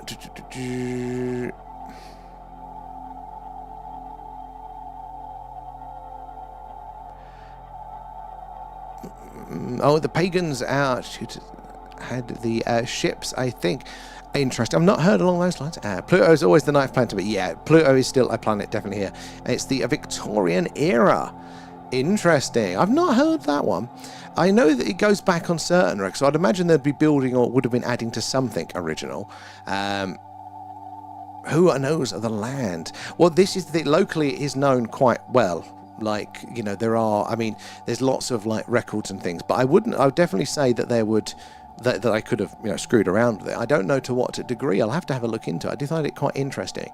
But I mean, locally there's so many other henges and things like that that it's not out of place, you know. And Amanda there, thank you for feeding Alan again, and happy free. What's that? Priscilla, oh no, Presley Blur, I have in my pendant there. What's that? Those hills are really lovely. Oh, it's stone. Wise. It draws me when I go there. I can feel the pull in my blood. Like that. Victorians effed around a lot of archaeological sites there. A couple in Guernsey, totally built in. Oh yeah, and even pre-Victorians, like the early antiquarians, 1700s. Again, they were just happy rich guys. The early archaeologists there, and yeah, in some cases that they thought they were doing the right thing, but they were just so ignorant they didn't know. They totally got it wrong. Said that I think it's the West Kennet Long Barrow is a really good example of that. That's just up the road from Stone Henge. Just a Victorian era tourist trap, but it wasn't a tourist trap. It was private land for quite some time. It's only been, you know, in the last, like, you know, not the 20th century that, you know, it was actually ever a tourist sort of thing. But they did used to build some follies, the old Victorians, so I wouldn't put it past them, some rich guy doing a folly or something like that. And what do you think of plasmoids there? I'm going to research it with ChatGPT and see if it's possible for plasma to form sentient life. Who knows? Paul, I am bullish on that one. I think that's going to be an answer to a lot of things, and mainstream science is coming around to that as an idea. I think, you know, the idea that plasma caught in a magnetic field could become sentient. Yeah, it does seem to be an answer to what a potential of what we're seeing a lot of now. I wouldn't know how that happens, but again, plasma is not that well studied out of a lot of the sciences. You know, it's very, very interesting. You know, lots of possibility there. In fact, it was the Condign report, the UK government looking into the UFO stuff. The conclusion of that report was basically, yeah, the plasmoids are going to be responsible for a lot of this, and it looks like they are an intelligent life. We need to look more at it. Same as the 1950s reports looking at from the US government. They all kind of come to these conclusions. It feels like we are actually on the cusp of them sort of confirming it. But I think that would be really, really interesting there. And Trailbridge in the house, hold my beer. Welcome aboard there. Not too far at all from us. Now, have you experienced anything strange whilst you've lived in the area? I'd love to hear about that one. Thank you for the sub. Alan as well. Yeah, they all linked to wildfires in California were on the lays, and last time I'm wondering if these European lays are on them. Possibly. I don't know enough about the ley lines. I've heard about them contextually a lot, but I do not know much on the specifics with them. And yes, to plasma being conscious, some say they may be us, fairies, angels. Take your pick. They are real, though. So it does, yeah, it makes a lot of sense as an explanation for a lot of the sightings. Going back throughout the years, we call them UFOs, we call them ET, we call all this sort of stuff. But it's the same thing, you know, the fairies, the fate, and folklore were all very, very much described in the same way. Even early religions, too.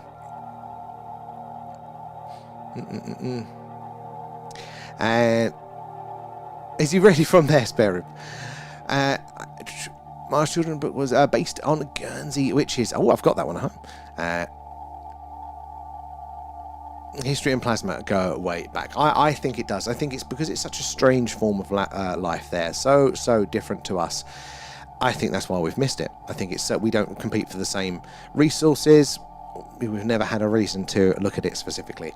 And yeah, the UFOs I've seen look like plasma, and it was orange orb changed into a disc, then a bird flew away during the COVID lockdown in broad daylight. The most interesting ones we've seen would definitely come under the plasma sort of cover style one, the plasmoids. We've definitely seen that big orange ball a few times. Does not fit the movement or the speed or size of a satellite, and it's too slow again and and with no tail for it to be a shooting star. So very interesting one there.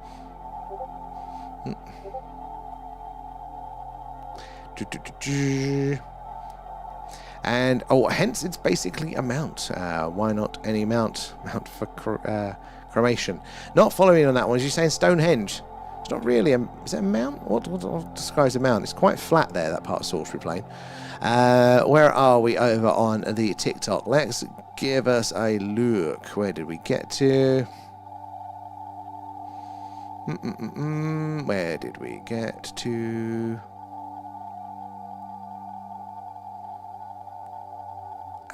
Where did we get to? Sorry guys, finally on the TikToks. They don't have intentions to ruin us there. What a blissful life, nothing goes wrong. Being lied to. What are you...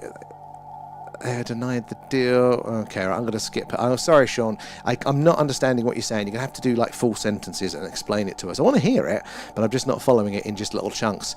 Coronet as well, thank you for the follow. Where are you joining us from tonight? And where are we as well?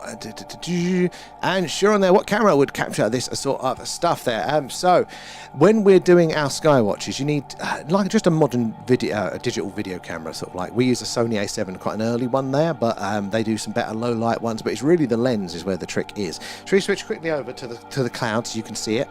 There we go. There, that's currently our view. That is surface of Venus. No, that is just the cloud covers. It wasn't meant to be here tonight there. Yeah, so basically anything you just want as low light working as possible. They do some really good night vision binoculars that do infrared as well. They could be like really, really useful for that one.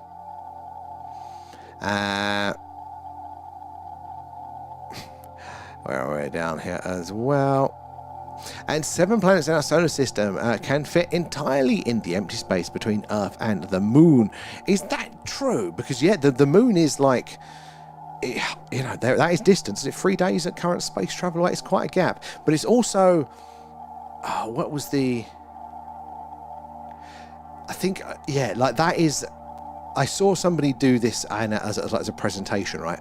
They had like an inflatable beach ball as the Earth, and then they had, I think it's a tennis ball to represent the moon at sort of scale, and then they basically got one person to hold the Earth, one person, and they just got the person with the moon to just keep moving away, and that person was like 20 foot away from the beach ball, and that was like the distance to Earth. And then the guy goes to the balloon of Earth, or the beach ball of Earth, puts his finger on it and says the finger is the height off of Earth that the International Space Station is, and then the moon is like 10 foot, 15 foot away. It's crazy, those distances there.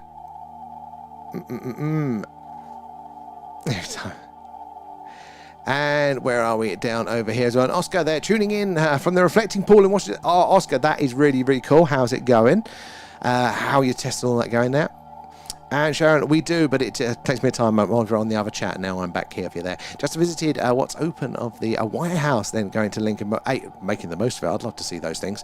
Did you do the Space Museum there? And very hot but nice there. It's probably hotter over here there. Excellent, Oscar. Looking forward to seeing those. And is there new overlays on the camera? It looks more retro. This is the normal SETI one. This is I think, for this one. Why half of the planet is on fire? There, the earthquakes. It's definitely spicy at the minute. I'm not qualified to answer it though, sadly. As well, V coming in with the shares. Oh, thank you there, Oscar. We'll check those out at some point. I don't know, but wow, it's an interesting time. And a huge gas cloud at the centre of our galaxy contains ethyl formate there, which smells like rum and tastes like rum. Jesus. There is a rum nebula. Can we call a gas cloud a nebula, technically? I want there to be a rum nebula. No worries there, Sharon. It tastes like raspberry. Oh, smells like rum and tastes like raspberry. That is well up my street there. Is it poisonous, though? Sounds like a party. V's already on her way. Our galaxy, where are we down there? Shaved your hair off today, if that's sure. If your Brenner looks hootsier. Hey, go for it. You know, it's aerodynamic. Where are we over on the tubes tonight, guys? Oh my god, it is warm tonight. It's doing me in. Where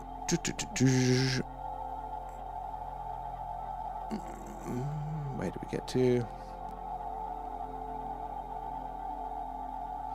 And Alan, there, it's in pagan writing. UFOs like this are described all the time. Really? So I've not heard. That's the one area that I haven't heard much of it from. But going back to, like, well, I suppose technically you could argue pagan, I suppose, for some of it, but definitely folklore in general. Definitely, I suppose a lot of that would overlap with the pagan things. But yeah, there's lots of this. I mean, you go back to, yeah, you know, even really early cavemen seem to be painting pictures like this. But lots of there is quite a large amount of biblical I'm told there are a large amount of biblical descriptions of angels. More are balls of light rather than humanoid representations.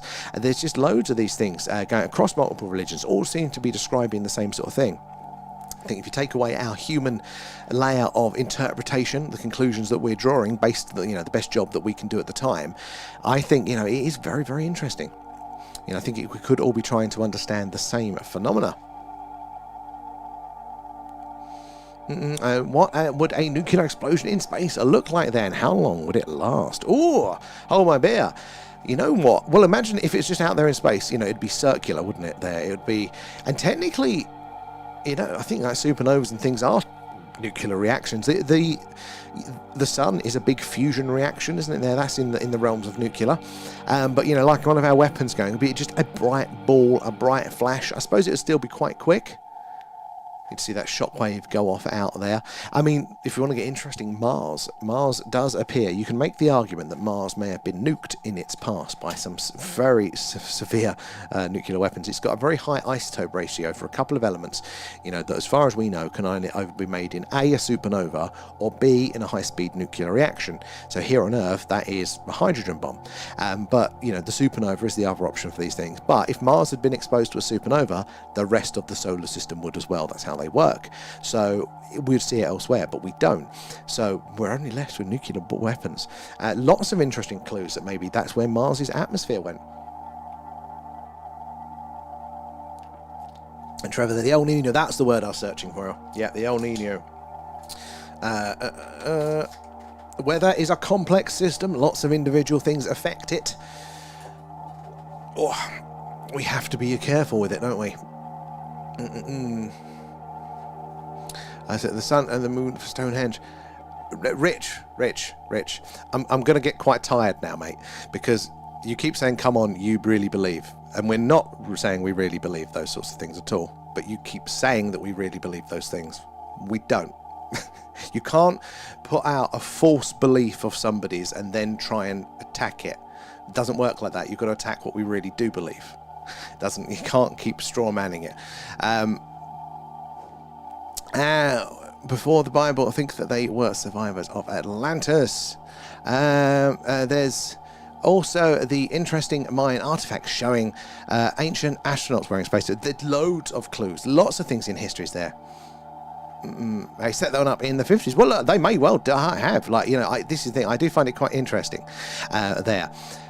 But, they could have manipulated it.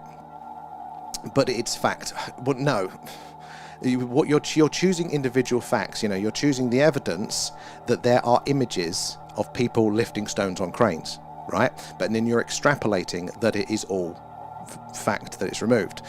But that's not what I've said that I believe anyway. I've said that I'm definitely open to it have been, quite largely constructed, but I would guess that there is something there, that there was something there initially to it, and by default, you use the working explanation. But we said multiple times, we don't believe it is the alignment. Like that is just, a poor excuse. We've said that before. So we're actually quite close to the belief with it there. It's, see, that's what we're saying. Where are we in there? And Paul there, I believe angels are as described in the Bible there, not plasmoids are described in that light. So I haven't actually read it myself. Who was it that was saying it that did say the things that they'd like count again? They could be totally lying. They'd count how many. I don't know what books they were looking at with these sorts of things. But again, it doesn't have to be mutually exclusive. But I could definitely believe that there was a realm where that's what people would interpret it. Now, whether there are possibly actual, properly biblical angels and demons, but you can imagine cultures at the time that have that knowledge structure, and then they see a light in the sky. Would they go, oh, is this one of the angels that we've read about? And then it kind of goes as another story and another account there. That I would find that as a plausible. Mars is a big problem, Trevor. It really is. It's really, really interesting. Mars. There is so much strangeness up there. The Anunnaki apparently bombed it. Mars, I mean. They did the calculation that they would need a nuclear weapon like the size of, I think it was the size of the Empire State Building, basically, to create that much effect. But there is like a blast radius as well. It's like a higher density of those elements in the target, well, what would be the New Cydonia region? They think the target area where it exploded was New Cydonia, where the Mars face is, where the pyramids is, where the structures are. So again, very coincidental. It would have been an airburst, but you can follow the shockwave around Mars, and where it converges on the exactly opposite point, there's another little peak of where all of the shockwave converged and dropped the element and then bounced back round. So maybe it's interesting for those ones. And it's always chilled leaf. Exactly. I'm hot tonight. I'm cranky. It's got too warm. Where are we over on the TikTok? Where did we get to? Sorry, guys. Find out where we are on the chat. There's lots of strange stuff about Mars. Now, again, these are all pieces of evidence. What's that? A little Alan on my head. Thank you, JD, for that. Alan, don't eat him. But it is evidence. But what that evidence actually means, is it some sort of freak of nature way of, that we don't know to produce that element yet? Or is it a nuclear weapon? That's the thing. There are lots of interesting clues about Mars. Like, there is a lot of weird structures on the Martian surface still. A lot of them. Again, not everyone that people list, but there are a lot. We need to do a deep dive on Mars at some point, because it is very, very, there's a lot of clues that you could put a very interesting argument together that could be the case there. TikTok reminders as well, thank you for the gift there. Oh, and I've had positive dealings to do with Archangel and Michael there. The sign is waddling a blue flash. Very life-changing there, nothing plasma. So the signs are waddling a blue flash. So it's like a blue flash of light. It's still kind of in the same language, though, isn't it? Like lights and things like that as a representation. It's very interesting, Paul. See, I'd love to pick your brains properly. The problem is I've not got that clearer questions. But at some point, I'd love to, really kind of filter some for those things through. But where are we? Restoration 1958 to 59. Yes, yeah, we know that's a thing. We're not disagreeing on that. Where are we? In fact, we're not disagreeing mostly. Where are we on the TikTok? I need to find you guys in the position in the chat.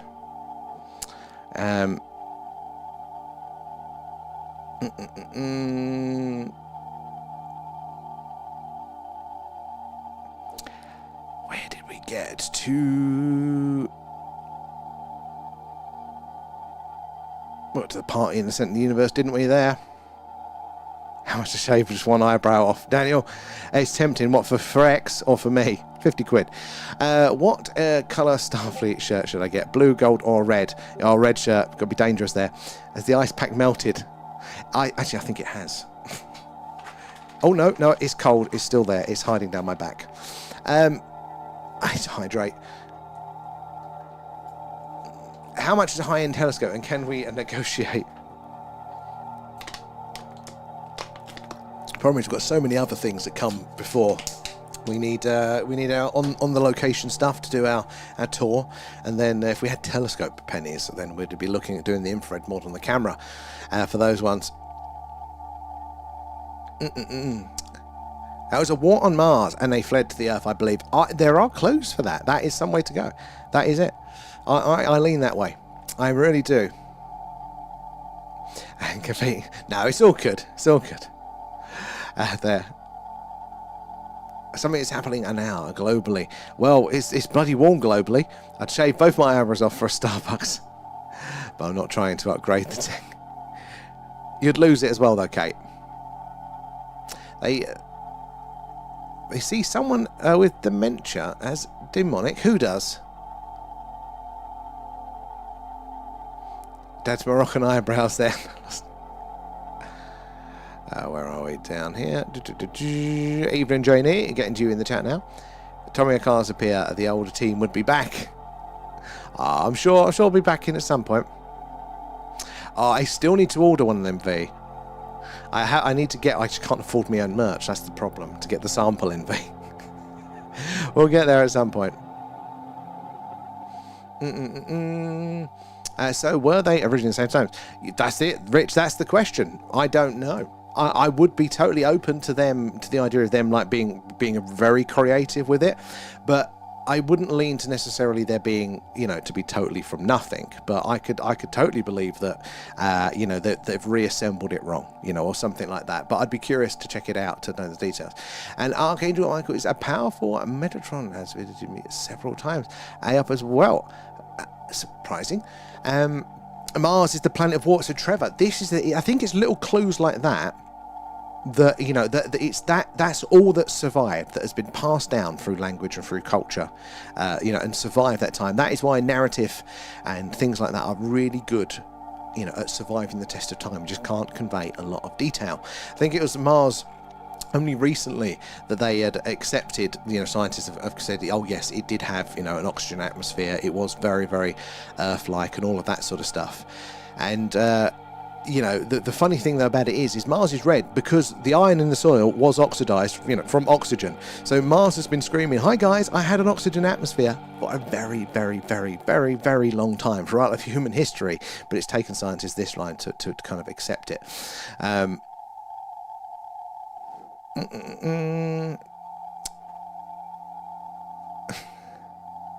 Thank you. They use a concrete. Yeah, I'm sure they did. I did up. I didn't think that was in your sort of world of belief structures. That's the right word. Sorry, it's hot today. I'm struggling with words. But hey, it's interesting. So did the Romans. Well, exactly. That it could have come back for a very long time. The Greeks had a what was it? I think it was about the Pleiades system there. The Pleiades system was, oh my god, it's too hot tonight, guys. Story from the Greeks, that was it. But it's also a very similar story that explains the stars moving stuff, as I think it's the ancient Aboriginals. It goes back for a very long period of time. But there are these little things that I think even possibly traces back to the last ice age, because that was the last time I think 7 stars were visible to the human eye. Now it's 6, and they had this in a story. It's a narrative form. It's these sorts of very simple things can get transferred through culture to culture. It wouldn't be surprising, if somebody did come, from Mars, and that was all that was left of the story there. The Mars, the god of war, the planet, of war. Just saying facts, but it's the fact that you're just saying random things and not having a conversation about it. Scientists discovered water on Mars 5 times. They did. There was images of snow on the surface of Mars, and they wouldn't say it was snow. They would say, well, it's a white substance, and they wouldn't confirm it. And look, I can get scientists need to be specific. They need to be precise with these things and can't say how. But sometimes it can slap you in the face, and it's there. It was quite a revelation. It was a few years ago. He keeps cropping up, but not seen for a while. Oh, that is very interesting. I wonder, how does that play into the views of things, or is it within the other? Oh God, I've not got the words tonight. But because I know you come from more of the pagan. Is that the correct word? The pagan sort of belief system and structure, and a lot of that is intermingled. Lots of these cultural things are intermingled, aren't they? So does it work with that? And Water of Mars there, we saw that Doctor Who episode. Yeah, I knew it ages ago. And Mason, how are you doing there? Any transmissions yet? We had 3. No, we haven't had any yet. Just me struggling with the hate. Do you think it's best to drop AI droids on Mars and get them to construct a community? Humans, unlike none of those conditions. Ooh, good question, Paul. I don't know, is the answer to that. I don't know. Like, I think it would make sense to, put, AI robots over there first, if that is possible, if they're reliable enough. It does feel like we're on the cusp of that. I ultimately, though, if we're still the dominant species and we're not replaced by AI, we're just going to want to go there, even though it is inhospitable. They do think, though, that there is a chance of terraforming Mars. So, although it's got a very weak atmosphere, there's various things that can be done to improve that. And one of them, it could be the thing that we thought was the biggest problem with Mars. So there's something in the soil called perchlorates, and they're toxic to us. It's kind of like your dishwasher tablets or your clothes washing. They've got a lot of that in it as well. So the Martian soil is inherently just poisonous to us and to our forms. More complex life. Bacteria seems to be fine with it, apparently. But yeah, there is actually a bacteria that eats perchlorates that then will produce oxygen. So Mars might be, set to go. We release a certain bacteria which produces the oxygen, and then that comes into the soil. That then makes the soil, suitable for us to use for harvest crops to even touch safely, and then re-oxygenates the atmosphere. I think the question that's left is, how do we protect that atmosphere from getting stripped away by magnetic rays and stuff? But you don't need a magnetosphere. You don't need the shielding of that, definitely. I mean, Venus doesn't have one, and it's got the thickest atmosphere everywhere. So it's a good question there, Paul. It's bloody boiling. Like the lips of Niagara Falls. Images I'm getting there. Wonderful. So it's warm. It's warm, and I'm tired. I'm struggling. Where are we there? Yeah, it's great. There are Christian witches. That's not my bag there. I saw Metatron as an energy and light. But there was no doubt as to who it was there. And imagine a pigeon wing slap 1,000 times. He has huge wings. That is really, really interesting. I find it all fascinating. I've not got any skin in the game with all of these things, so I'm a curious child asking questions with all of these things. So I'm no doubt I'm going to offend certain people with it there, but I offended a lot of people when I was a child asking the inappropriate questions. I do think that, these are, there are some exceptions, I think, where people, say that this is the literal message I received, the literal translation and stuff like that, and I can't go into those areas. But the general part of it, I think, of us as humans trying to interpret whatever these phenomena are, whether it is literally, still a possibility, literally the beings that are described in these old texts there, how do we interpret that? Are they displaying themselves like that to us? Because that's the best that we can conceive, so they're kind of making themselves in the same way that it's been said, isn't it, that the UFO the aliens may look like animals to us to stop us stressing out. Good higher dimensional beings or whatever. Would they display ourselves in a version that is suitable for us to consume? I hate summer. I'm normally all right with it, but this has just been constant hot, and it's doing me in. Humans couldn't go to Mars and come back to Earth either. Their bone and muscle would waste too much going, let alone coming back. So these are some of those big ones, and the amount of radiation they'd be exposed to on the journey. I don't think they're fundamental problems. I think they're big problems that we really do need to figure out, but I don't think it's something that is just impossible to change. I think some clever bugger will do something at some point, but it might mean that, tourist travel to Mars is just not going to be off or anything like that. There. So is it cut off for a minute? There's no filter of autism. Exactly. That's exactly. Explains my childhood, and it's definitely a one-way trip there. I did like what Musk said. He said a couple of things that I found humorous about Mars, which was, he said he wants to die on Mars, but preferably not upon impact. I thought that was a kind of good specifier. And the other one was, people talking about these trips to Mars. He's saying, look, you'll be able to go to Mars. It'll cost you 20 grand or whatever it might be. And he was saying, people going, why is it a one-way trip? But he's like, no, those rockets are expensive. They're coming back. So if you want to come, you might as well. I was like, that's fair enough. But yeah, just what cost could that be to the human body? Are we going to be able to actually, again, it's not fundamental, so in theory there could be materials to block these things. There are things we could surround it, but it's going to be really, really tricky. Is it? And then the cost of doing that, will that just outweigh that of doing it? Again, the thing that really does outweigh, or makes all of these points moot, which is UFO. Get that warp drive ready. Meteors, thank you, Via the Void. Yeah, I can have a look now. And have we managed what these are light beings, or have we imagined what these light beings are as being angels, assuming they need wings to fly down from heaven? See, that's the sort of thing, yeah, like, have we interpreted this sort of thing? How much of it is that human lens? Again, I don't know. I'm just being curious around it. Or is there two things at play? That is also definitely on the table. I don't think we can write one thing fully off just because one area is more comfortable to us individually. Right, where are we? Let's have a look. Looking in the media section. Media. And see that one. I can see it. I can see it. Is the original one still up there? Because that I really, really did like. This is not as good, but I can see the shape. It's giving me proper ET vibes, that one, Via. That is, that's good. Let's check it out in the media section, guys. Via's just posted. Where did we get to over on the TikTok? Oi, how you doing? Thank you for the gifts there. V as well. For those nearly missed them. We've got Kate's Moroccan eyebrows. Where are we? Down here. If V got the sample, should have a limited edition ahead of everyone else.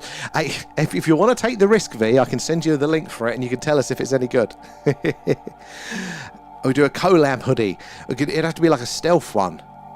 Or, you know, like the hoodies where you pull the hood up and it can like pull down like a face mask, but like the fake beard and moustache there for always in disguise. I like it. M to the C, how are we doing? Feed him, exactly, V. When you have a stag do, we should hire the huge bunker in London. Hey, I got the idea for a stag do to put me in the ground now. I believe we are already on Mars. Why would all that billionaires be planning to go?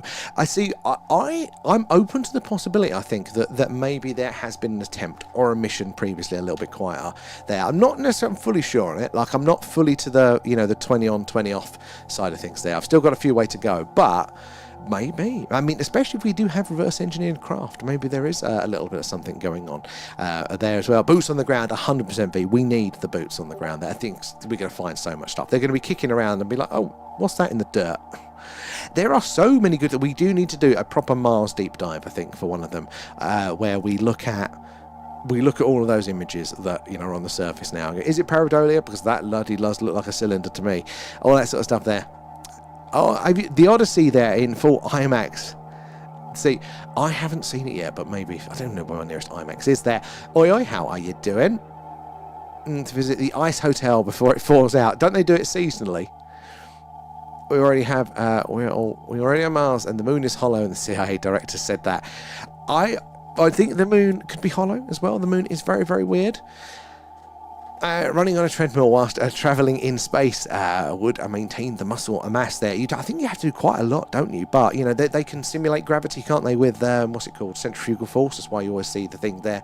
It's the rays are a big one as well, aren't they? The old, the radiation, essentially, that you could be exposed to. We must do that too. Oh, you'd be upset if he did. Up would shed a tear. Janie wanted to have a t-shirt. Thank you, Janie, there. Which one did you go for? And should we have a quick look on the merch showcase? Should we see who's in there? So, guys, if you do get anything, you can post yourself a picture of it on the merch showcase section of Discord, and we can see you in all your wonderful glory here on a stream. So we've got a few new ones ready to go on, I think, soon. All of you wonderful ones. And remember, when you go on holiday, we want to see you on location.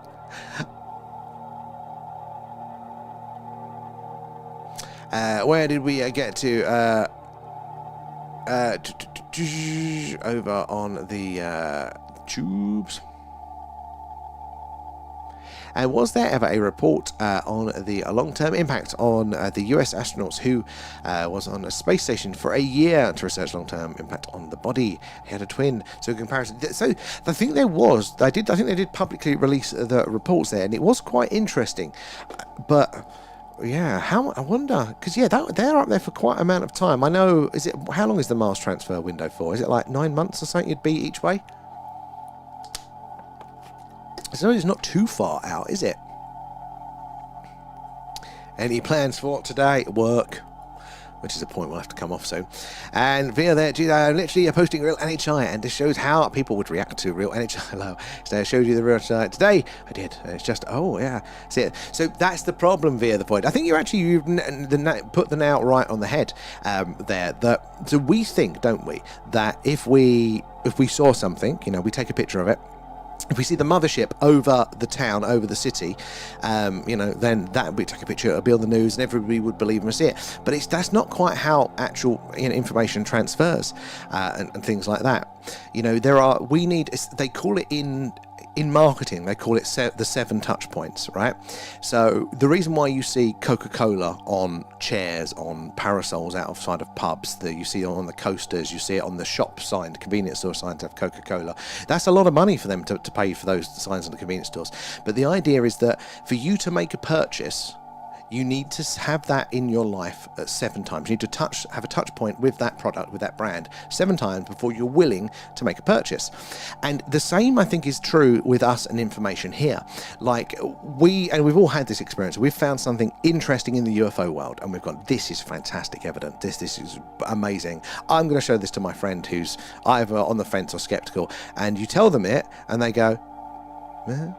And that friend trusts you as an individual, but when it comes to there's degrees of trust across the board for certain things, aren't there?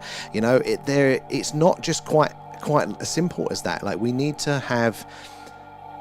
build those relationships. There's so much more. I mean, like we're doing the Skywatches, right? What we're seeing is light reflected off of an object up there in space.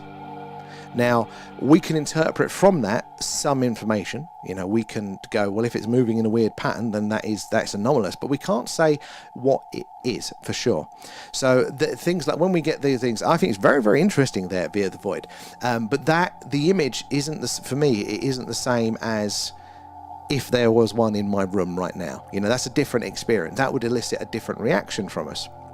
And I've seen lots of very interesting things like that, but it's a different type of experience. Seeing something is very different from experiencing it in other ways.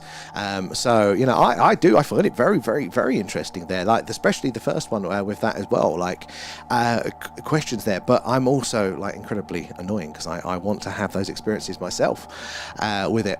It was a conspiracy that makes. That Marines went back to Mars in the 60s, a secret space program there, the 20s and back. So, Netta, yeah, I've heard a little bit about this. And yeah, the 20 and back, there's a few points. First of all, it's secret space program. Then it's secret space program at scale. Then it's that there is a Mars base. And then it's that there is this reverse aging technology or something that can send them back. And there's a few too many things. I'm not saying it's not true. Like I do not ultimately know. I don't have access to any special information. I'm not, again, any smarter than any of you guys out there. But like the way knowledge works is we need to add it to the bit that we already do know. We need to that tree, to those branches. And there's a few things that I'm not aware of, like in that, that I've saw with the 20 and back, for me to fully kind of go, oh, that makes a lot of sense. So I'm at the level where I could kind of think, yeah, they probably did try, because I didn't even think that a secret space program of any sorts would have been possible. I thought, it's too big, it's too expensive, it's too loud. But that's just not the case. There are these clues that are coming out now. So what else could be true around it there? Could there be a little bit more going on? No one has them, but everyone else has it. But via the void, you've got those specific ones. But lots of people have images, what they say are also of NHI as well. And Chris as well. Dr. Brian Cox did a good video on Mars and going there. Oh, did I haven't seen that one. I do like a bit of Brian Cox there. And I took the one posted yesterday down as soon as you saw it there because it's real there. And if they were fake, I'd leave them up. And literally showing a real NHI. But that's the thing, you should leave them up. I think they're really cool. And I think people will want to see them. So you should leave them up there so they can all see it there. Going into space can rob the body of a calcium. Oh, Paul, I didn't know that one. I suppose, where do we get our calcium? Is that like a byproduct of, I know it's like fruit and stuff. Oh, I suppose it's the bone density and stuff, isn't it there? Yeah. Bodies are not conditioned for space for long periods. Definitely not. All sorts of weird stuff happens there. It's very unbelievable. All I can say is the image I've shown from a 2-minute video of them breathing and moving and blinking, etc. And I'll try to show more. I appreciate that. And I appreciate you sharing it with us via there because it is really cool. I mean, could you tell us a bit more around the situation, like with the video?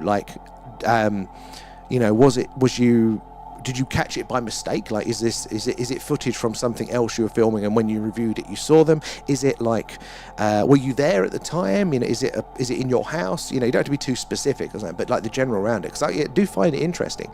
How are you doing, Colin, as well? Sadly, the Skywatch hasn't panned out. It's just the clouds of Venus for us tonight. Where did we get to over on the TikTok there? Carl feeding Alan, though. Nom nom nom, thanks, Thank guys. you for that. Whilst we're waiting, should we bring up the Starship, Alan? Can you spot yourself, guys, on the Starship? We don't need the visuals for the SETI for the minute. Can you see where you are? You might have to pinch to zoom in, see if you can spot yourself on the ship. Skywatcher 1. You're going to have the full set, Janie, pretty soon. Take your merchant holiday there, my mug and the hat there, including it. Watch out though, V. You might get confiscated. Old customs are going to have their eyes on that such hot bits of kit. And Daniel, 50 quid, shave me eyebrows. 2 for 70. Where are we down here as well? Earth to Mars launch window opens every 26 months there. How long does it take to get there from there? Typically lasts for 2 to 3 weeks. And up to 1 month for low energy trajectories. Really, because that short window when the alignment, basically Mars and Earth are at their closest point, and that's when it's best to obviously send it. But even then, it's still a bit of a journey. Venus is much closer as well. What's NHI? So Kate, NHI is non-human intelligence. So technically a dolphin is NHI, but we often use it in reference, don't we, to the aliens, basically, around that. But it is quite one of those vague terms. It's a bit of a catch-all around it there. I'll catch you later, Janie, as always. Thank you for joining us. You're wonderful. We'll see you hopefully tomorrow. The Met skies are meant to be clear for a Skywatch then. I know you love Brian Cox, V. You and Gladys. Oh, you're in Alan's ready room. He's having a word. Where is he? Alan's looks like he's in the stores there. Vinny's in the warp core. I vaporised the clone. I didn't. Alan think I did. You're on the bridge now. You're on the move, V. You got there guessing. The old V's in the probing room now. It's a bit of a delay. Where are we over on the tube there? How you doing, SK? What you doing? Oh, what's the spaceship? So basically, this is the Starship, Alan. What it does is it brings in all of you guys as Patreon supporters. We're working on getting members in, but YouTube's being bloody awkward. But yeah, it brings in all of your names and your images there, and it populates in this little ant farm that is, the Starship Alan. Alan's on board, as you can see, I think, over on the YouTube. He's in the probing room up there as well. But yes, little visualization that we can, when it is a radio signal stream, we don't need the visuals. We can see you all guys and little stories about what you're all getting up to there. Can you spot yourself in there? I'm going to be taking it down in a second, though. There we go. Oh, they crashed and no one saw them. So me and my son saw them. They're around 15 in the video. A few different types. One shapeshifts in the video from serpent to dragon to pale green oval to oval black eyes. I think, is that the one that I saw the oval black eyes? And I've shown my mum 30 years.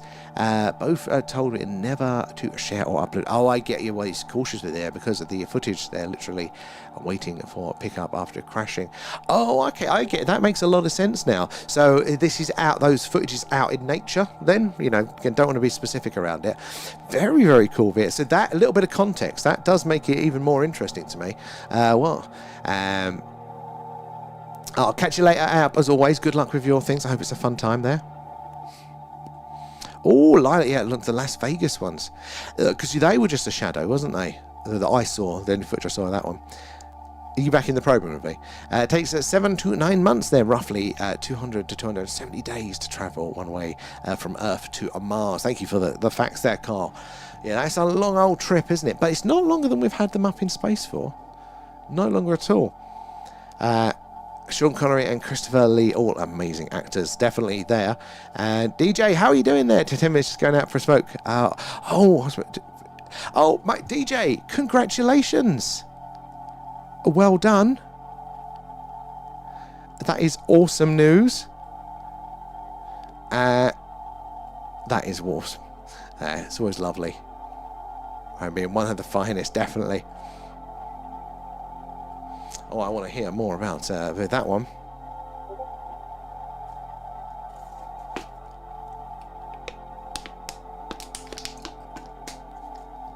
Yeah, good question for that one.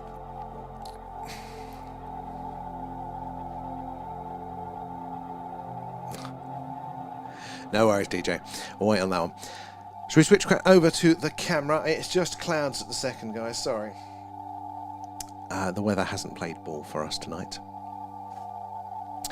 You haven't shown that one there, the serpent one yet. They saw the tall shadow being there, standing behind the reptile serpent one, which I squiggled out with the... Oh, that's what it was covering. I think it was trying to cloak there. Makes sense. You know, lots of animals in our on our planet, they try to look like other scarier animals to prevent being eaten there. So it would make sense that there could be a possible skill by NHI. Yeah, that first one was really traditional there, and the eyes in it too. So do you think there'll be a time when you'll be more comfortable telling more of the specifics? You know, if you're saying that there is this window that they, looking for recovery, basically, there may be like a time when it would be safe for you to say the rest?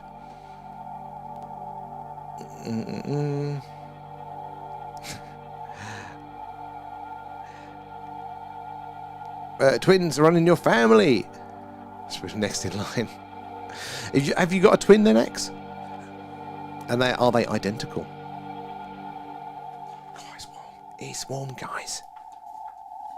Let's spin the camera around. I don't think we're going to see anything, but sometimes it's better putting up the Starship Allen.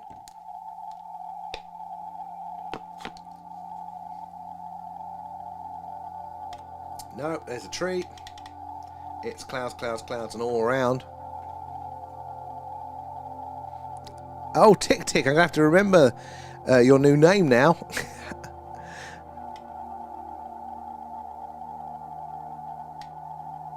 Has identical twin sisters. I only know one set of identical twins. And they always get asked the same questions and they're sick of it.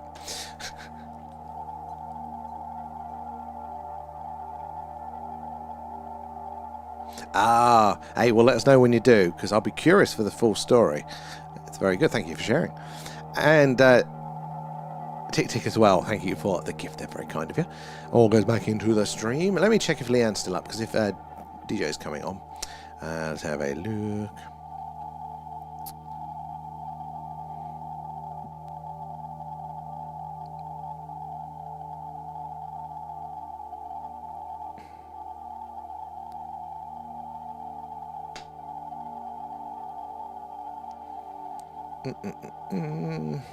God, it is warm tonight. Pull a string in my back. I will say it is warm tonight in crop circle country. As everyone in my family, as boy and girl, I'm the only person left not to have kids. It's a modern choice. Lots of people don't.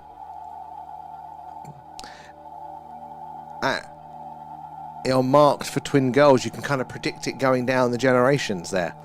So V, for you, is it one of each for all of your family? And Valles Maneras, a giant canyon system stretching 2,500 miles along Mars. So it's a big old structure, far bigger than the Grand Canyon. Like, to get your head around how big the Valles Maneras is, it's a big trench. So think of the Grand Canyon, but up like on mega scale. Very, very cool to see there.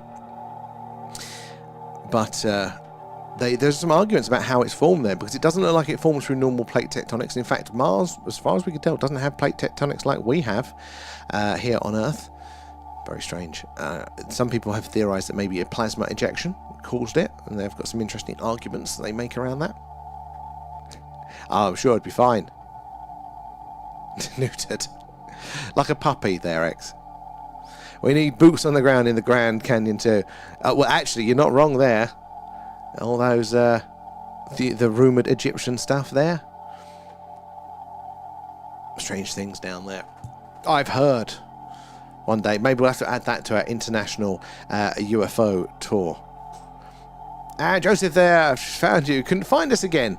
Oh, Joseph, you bookmark one of our posts, just anyone, and then that's how I find people. Because I forget somebody's name, even if I'm following them. I'm like, who was that again? You have to do that one. But glad you found us. Sadly, we're doing an alien radio signal hunt because it's too cloudy to do a Skywatch at the minute. So yeah, we're listening out for potential alien radio signals, hoping ET will say hello. And Dave there, why do you have the radio noise in the background? So Dave, literally just that. So we're meant to be doing the Skywatch tonight, but it's so bloody cloudy. We've switched around to this. This is now backup. It's the live alien radio signal hunt. We're searching on the hydrogen line, the channel on the radio dial where, if ET's out there, science thinks we are most likely to hear a message from them. It's where the wow signal was heard, and many other anomalous signals to boot there, but that's why we've got it going off in the background. It's always running, but the dust sand in the sky there, sucker. So it's actually not so much dust. Oh, hello. Not there yet. He'll be in a second. He's just had a smoke. But it's the end of the street. It is, but I think DJ's just had his kid, so. So he's been in hospital. So we're waiting to hear the update on that one. Yeah, so the lens we're using lets in a lot of light, but it does exaggerate some colours, so that's why it does look like the clouds of Venus when we have that one up there. Yeah, it's interesting. Not as fruitful as the Skywatches. They are always the best, but yeah, the weather has lied to us again. Tomorrow is meant to be much, much clearer for us there, so should be another one there. The sodium lights. Oh, I miss the sodium lights. And more of the Grand Canyon is being shoved to the public with no real reason. Is it really? You know, I'm not surprised, to be honest. You know, they do like to they like to put in more rules, more regulation, take away more and more things. Yeah, less ability for us to make our own decisions and have a look at things. They wouldn't want us thinking for ourselves, would they? Where are we? Oh, Pluto's moons. It's two tiny moons. Phobos. Oh, potato moons there. Yeah, Phobos and Deimos there look lumpy like potatoes rather than round. So yeah, our moon, the moon, is weird. Thank you, V, for the potato. Very humbling. I do love the potato. But yeah, our moon is weird. Having a planetoid moon for a planet of our size in the solar system is very, very strange. Now, we're not really at the point where we can check other solar systems for their moons to get any idea really if that is common or strange. But in our solar system, it is very, very odd. One of the reasons maybe why Earth is a little bit special. But yeah, Mars, again, very similar size to Earth. Not quite, but similar enough. It seems to have what are captured asteroids, they theorize. It's one of the leading theories, but I don't actually know. But yeah, look like potatoes, and they're much closer. Much smaller, much closer. Let's have a whip around for Jodrell Bank. Joseph, you're not wrong. Yeah, I think we could get some V. There we go. Thank you, V. But I think we could. I think we could at least go viral, couldn't we? Basically saying that we're just going to buy it and use it for alien hunting, paint it green. We're putting a plan in that application. That'll get us some attention, and maybe we could do a GoFundMe for it. And Astro as well there, thank you for the follow, for the shares as well, sorry. And what do you think about the moon being a satellite? Well, Nata, technically, by definition, it is a satellite. The ones that we call satellites colloquially are just man-made satellites there. But anything in orbit, regular orbit around a stable orbit is a satellite. Oh, yeah. Is a satellite there. But as an artificial object that may have been put in there, I thought moonstreams look like that. I thought the moon conspiracies was full on tinfoil hat, but the more you actually look at the moon, it's bloody weird. It is bloody weird. There are so many things that are just a little bit off and widely accepted, known facts about the moon. It's very strange, it seems to be the reverse of most other sort of planet-like objects there. Soft on the outside, hard on the inside. No, Yeah, that's what the moon is, but normally it's running the other way. The fact that it's meant to be made from the same stuff as Earth, but it is only 23% as dense, so therefore it echoes and vibrates, implies maybe a sort of honeycomb structure on the inside. It's also bloody hard, because when asteroids or comets, where they hit it, the craters normally on Earth, the larger the object, the wider, but the deeper the crater is. On the moon, the wider, but they're all the same depth roughly. There's lots of strange stuff about it there. And but the moon protects Earth. It does. It may be responsible for life here on Earth as we know it. It stabilizes the tide, our axial tilt. It does all sorts of things to help us here. But it's a little bit too perfect, you know, like the fact that it is 400th the size of the moon, but at 400th the distance, giving us perfect solar eclipse or near perfect solar eclipses. It's this little stepping stone for us, isn't it, to learn space flight, to go from here to the moon and then to the wider solar system. You know, it gives a bit of practice, but also with those solar eclipses, it's not quite perfect. It just blocks the sun enough that we can then study the sun because it comes out there. And the moon is a Death Star waiting to fire up there. Well, let's hope it does. Although it could be quite interesting. But one of the weird things about the moon as well is that, you know, it's tidally locked. So the side that we see always faces the Earth there. So the back end of it, right, that's exposed to space, you'd think would be covered in more craters, wouldn't you? Because the side that faces Earth is protected by the Earth, shielded. But yet we see loads of craters, but must be more craters on that back side. No, there's more craters on the side that we see than on the back. So how does that work? That's why it's so sexy. That is it. That's it. That's 100% soccer. It's our secret weapon in the sexiness of the galaxy competition. Damn those Earthlings again with their moon sexing up the solar system. I want to know how being tidally locked works. Very roughly, because I don't fully really get it myself, but it's along the lines of the gravity is just quite strong with that object. The same face kind of pulls it there. I think in the case of the moon, it's actually that the rotation of it is so slow that as it goes around the moon, it's the same side, you know, because it's rotating at the same pace. Something along those lines. Somebody that actually knows could probably do a better job though. And Lee4, could the moon's asymmetric shape be the result of internal machinery warping its crust? So again, you're right, the moon isn't actually a perfect sphere, which you would think it would do. That's what it should do, an object of that size. It should collapse itself down to a more perfect sphere, but it isn't. It's a little bit off, it's a little bit wonky. So something's interfering with the natural processes are there. And are the gravitational anomalies inside our lemon-shaped moon proof of ancient interior base? Well, this is the thing, you know, that we can detect those anomalies, but to go, it's a moon base, that's, you know, that's a leap. But what else is there?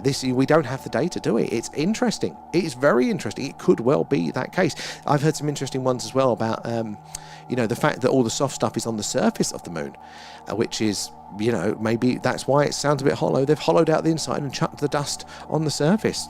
The moon is strange. It feels a little bit too perfect, but whatever that perfect is, I don't know. And greetings, Joseph. How are you there? Where did we get to over on here? Thinking of selling your footage for NHI there. A lot of people would pay a lot of money for actual real NHI footage. Could make bank there. Maybe Elon Musk there, but knowing him, he is one. You never know. Well, the problem is that you're competing, aren't you, with the AI stuff that's out there? You know, like how do people like trust that yours is the real one? So, I mean, I'm more than willing to trust here, but you know, when you put it out to the internet, you need that credibility to it for it. But yeah, maybe some, you know, News Nation or one of the news channels might pay for it. And color enhanced photos of the moon are wild there, blues and reds. If I remember correctly, it's some type of minerals.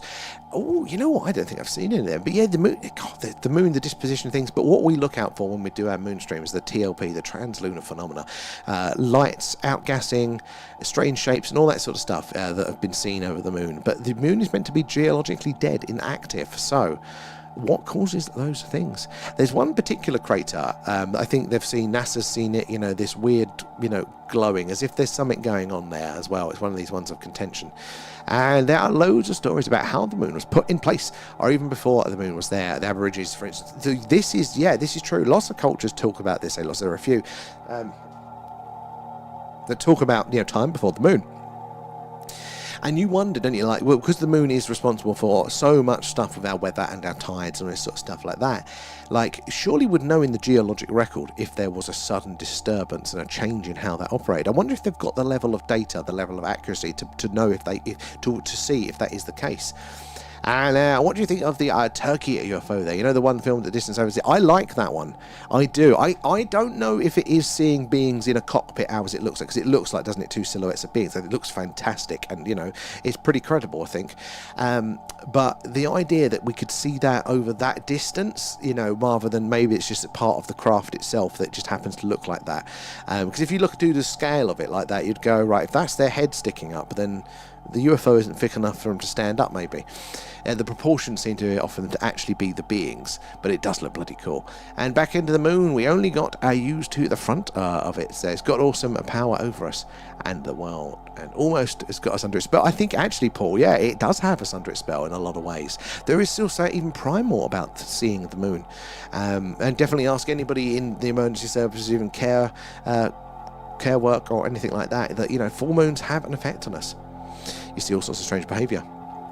May have even been part of Earth's before some type of huge collision. Well, the mainstream explanation that's accepted at the moment, again, accepted doesn't mean definite by any means, is that there was a body, another planet like they call it Theia, Mars-sized planet, that smacked into the early proto-Earth, and basically as it smacked in, it all just went to molten goo because of the impact, and then just kind of span around and reformed into the Earth, and what was left formed into the moon. That's the mainstream explanation for it there. And so fascinating in space there, the fact that we are all in a time vacuum between the future and the past, and Back to the Future makes more sense every day now. Soccer, time is weird. Time is incredibly strange, and then to think that might just be our interpretation of it there, and it controls the waves, if you like. They're crazy. Yeah, it does. But also our axial tilt. You know, so if you know, like on a globe, a spinning globe map there. Angel as well there. Thank you for feeding Alan. Thanks, appreciate that.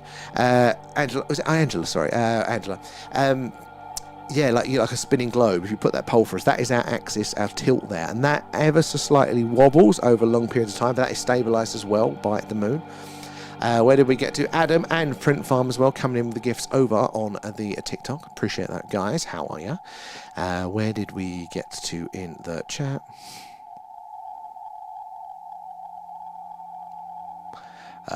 We got to around here. So the moon is a big marshmallow. Can't wait to get there. It's made of cheese. Didn't you know this, Joseph? Wednesday now. The moon was definitely purposely put in its place there. Well, maybe. It feels a bit too convenient for me. I don't know what my level of belief, like, on that it definitely is anomalous, but I'm really interested by it. I need to figure that out, I think, there. I have now some sunflowers. The sunflower song. What one's that? I believe. Anyway, I'm really intrigued by it. Really intrigued. I'm not sure what that percentage is, but it does feel a little bit too convenient, doesn't it? There. And our lunar lava tubes, actually subterranean transport tunnels, are built by ancient intelligence. Well, again, that NASA do believe they've seen, and they believe to be there, these lava tubes on the, within the surface of the moon. Yeah, could it be hollowed out for that reason? Could that be why, again, all the soft stuff's on the outside? The moon is the perfect base for visitors. Perfect for a lot of things as well, like time capsules up there. Most definitely a lunatic there. Well, you found us here. We've all been let out this island. Oh, your battery's on 8%. It did quite well last time, though, X. And our mysterious flashes on the moon. Automated maintenance drones at work. Definitely could be something technological. So we once saw one of our moon streams. We saw what looked like one of the craters distinctly glowing. And that's a common sighting up there, apparently. Well, Adam again there, coming in with the gift. Appreciated. We haven't seen the outgassing or the flashes yet, but we haven't done many moon streams for a while. Guys, you didn't go out fishing there. Is it the competition on? It'll be a Skywatch tomorrow, so we'll be able to keep you company then. The clangers live on the moon. I've always going live on the moon. I didn't know they're on live too. They're getting in on the action there. And the Soup Dragon, of course. I won't do the Soup Dragon impression. So much being hidden from us. Oh, definitely. Definitely. I want to know roughly, like, how much is it that's being hidden from us and how much we've just got wrong and, like, we don't want to admit it. I think a lot of it in academia. I think that, the government, they can choose the agendas or whoever it is, that is trying to, all they've got to do is they've just got to point the ship a little bit. And then our own internal biases, our human nature to not want to be wrong, and our egos get in the way, and then we just do the work for them, like a subtle change at their end, and then we always self-censor. Could the moon's precise orbit alignment with the sun be an engineered positional device? It could be a clue. Like with the pyramids, we only recently realised that half of the message of those things is in the structure itself. It's in the measurements of it, the proportions. It just, describes very advanced mathematics and geometry. Not just in the alignments, but actually within it, it displays, knowing, the circumference of the Earth, because it's a fraction of that, isn't it? Like the width or whatever it is of the pyramids. So the moon could be the same thing. It could be screaming at us in our faces. Go, look at guys, 400 of the size of the sun at 400 of the distance. Come on, guys, it's manufactured. Go on. Do we need the label on it? Where do the clangers live there? Sad news, folks. Zippy is dead. Oh. Said 400 there, Lethal. Well done there. I agreed. I think it may have been bang on the money, but the government won't share it. Oh, God, they won't. They 100% won't as well there. It's all hickory. Yeah, I think, I think a lot of it is us getting in the way of ourselves. I think there obviously are people out there that set a certain agenda for whatever reason, but I think it only works if we do our part of being silly humans. Where are we? Down here as well. And could the moon's synchronous rotation be a deliberate feature to keep its far side machinery hidden? Maybe. I mean, we do know with close objects, we do think tidal locking is quite common. We see it in the other moons, Saturn and Jupiter. I think Neptune as well. It could line to that, but it could be another feature for it as well. Where are we? Over on the tubes. I'm sure we'll catch up with you guys.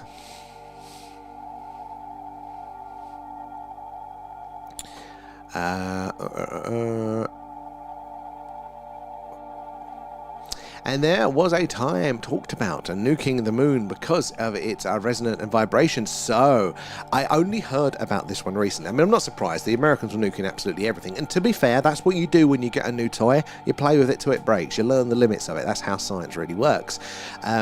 Isn't like one of the fastest objects that man has ever ejected into space was actually a manhole cover that blew off of an underground nuclear test, and it was the fastest thing we've ever launched, apparently. But yeah, no, they were planning to nuke the moon. Now, what I heard that was really interesting, I have no idea if there's any evidence at all to back this up, but fuck me, it's a good story. But Apollo 13, the one that Tom Hanks was on, the film, no, but the actual mission there after Apollo 12, before Apollo 14, there, the one that had the issue. Now, somebody was saying that actually, because they well knew at that point about the Earth's weird seismic, activities, the next step was to nuke the moon. Basically, set up a big explosion and use that as part of the seismic testing. And people have theorized that that's what Apollo 13 was doing. They had a nuke on board to leave behind for that exact purpose, and maybe that's why the UFOs may have interacted with them, causing the malfunction. Now, again, I have no idea if there's even the shred of evidence for that one, but I thought that was a brilliant story there. And Soccer, love what you're doing there, brother. Keep going. Gotta go to work. Oh, thank you for joining us, Soccer. We'll be back on tomorrow night. Hopefully we'll catch you then. Hope work is good. And everything we know about everything is just someone's opinion or well-educated guesswork there. We know nothing about the history of Earth. Reese, bang on the money. Bang on. The job of scientists, right, is to stop. Obviously, they've got the job of actual science, but is to stop overextending their reach. To stop claiming to know things conclusively that they don't there. You can measure certain things, but a lot of it is conclusioning and limited by exactly those things there. Guesswork, assumption, or educated guesswork. Look, science is our best guess at the moment, right? And their job is to kind of just go, right, that's all it is. Doesn't mean it's a definite. It's our best guess. But us, as the general public, we need to take the pressure off of science and not expect them to know everything as well. This is our best guess. And until we know otherwise, as I'm functioning this rule and it tells me that something different is going on here, that's when we need to look a little bit closer. Science, look, if it starts to look something different, lads, you're just going to have a look into that then. But it's our best current guess. We need a healthier relationship with science. I think that's where we're going wrong. And Musk suggested nuking the poles of Mars there. It's meant to be the quick way to terraform. He did, didn't he? That was quite an early. I think he's gone off the idea now. But wasn't that to vaporize the liquid, the liquid to liquidate the water, and that would, maybe do some terraforming. I still like that. mainly because it sounds cool. It's punchy, isn't it? Let's nuke Mars. We've got our own version of that, and let's nuke the Isle of Wight. Make it habitable eventually. The Isle of Wight's lovely. Where did we get to with you guys? Every time I go into planetarium, I fall asleep. I haven't been since I was a kid. I think it was this time last year that was talking about it. Winchester Planetarium, I think I want to say. They were doing the planetarium show, but to Dark Side of the Moon, the full album playthrough. I'm like, that sounds cool. A bit too far away for me to go though. But that I think would be an awesome adventure. Then Adam coming in with the gifts. Thank you for those. I appreciate that. All goes back into the stream, helping us improve what we're doing. DJ in. So congratulations. Is all well, first of all. I hope it's all good for you. So should we quickly put up the old Starship Alan for a little bit there whilst we're waiting for these things to go on? Can you spot yourself aboard the Starship? Can you see where Alan is and what is he up to? He's the pinging dot. If you actually log on to our site and you log in, all very early. Oh, as in, is it all going all okay?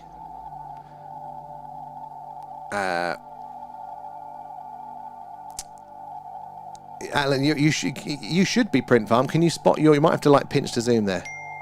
27 weeks. Oh, that's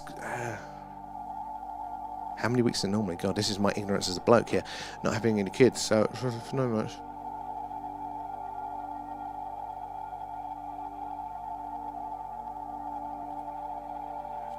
Oh my God! Wow, that is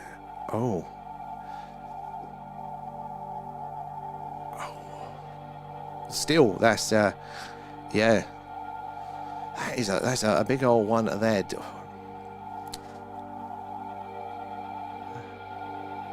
Possibly, Joe. You might be out the airlock. Can you spot yourself?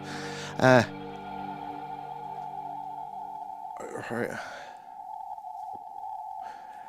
Wow. God, I don't know what to. Let me. Can you spot yourself, guys? Oh, got rid of it. Yeah, you should be able to see yourself there. I need an update on that one. Definitely thinking of you guys there, though, DJ, with that. Should we quickly swap over to Skywatch? Oh, Cloudwatch, we should say. Oh, DJ, no, we've been saving it.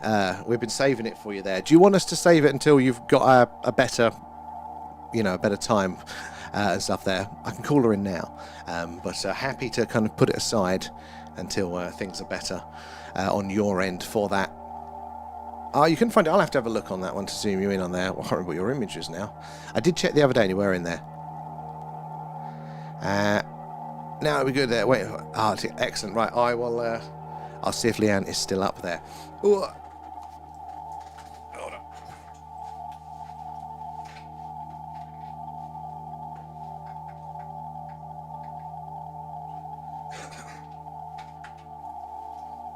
Ooh. Oh, right, there we go. So DJ very, very kindly sent us some bits in.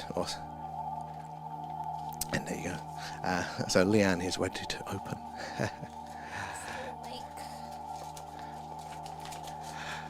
We're nervous. I hope all goes well there, DJ, with that one. Is everything okay? I think so. But still...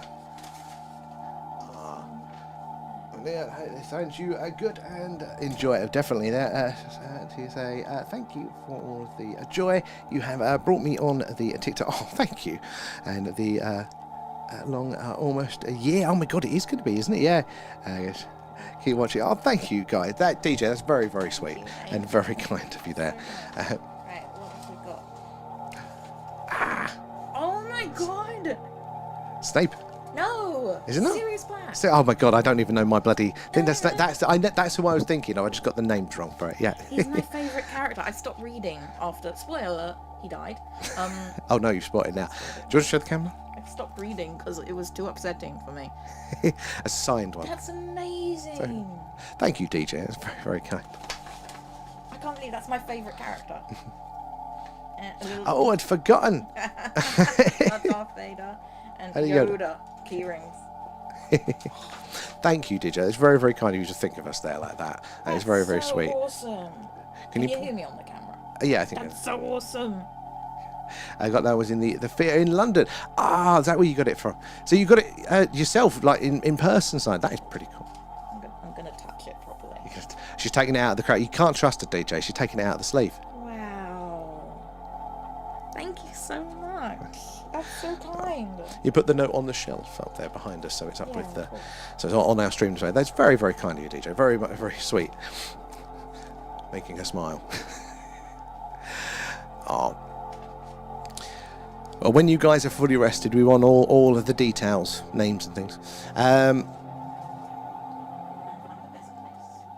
Still, a bit heavy. You got Alan and the parrots, possibly. Oh, Print Farm, 100%. Yes, I'm going to be on that one tomorrow. So thank you as well. It's very kind of you. I'll put it on the shelves downstairs, so we've got it on display. Okay.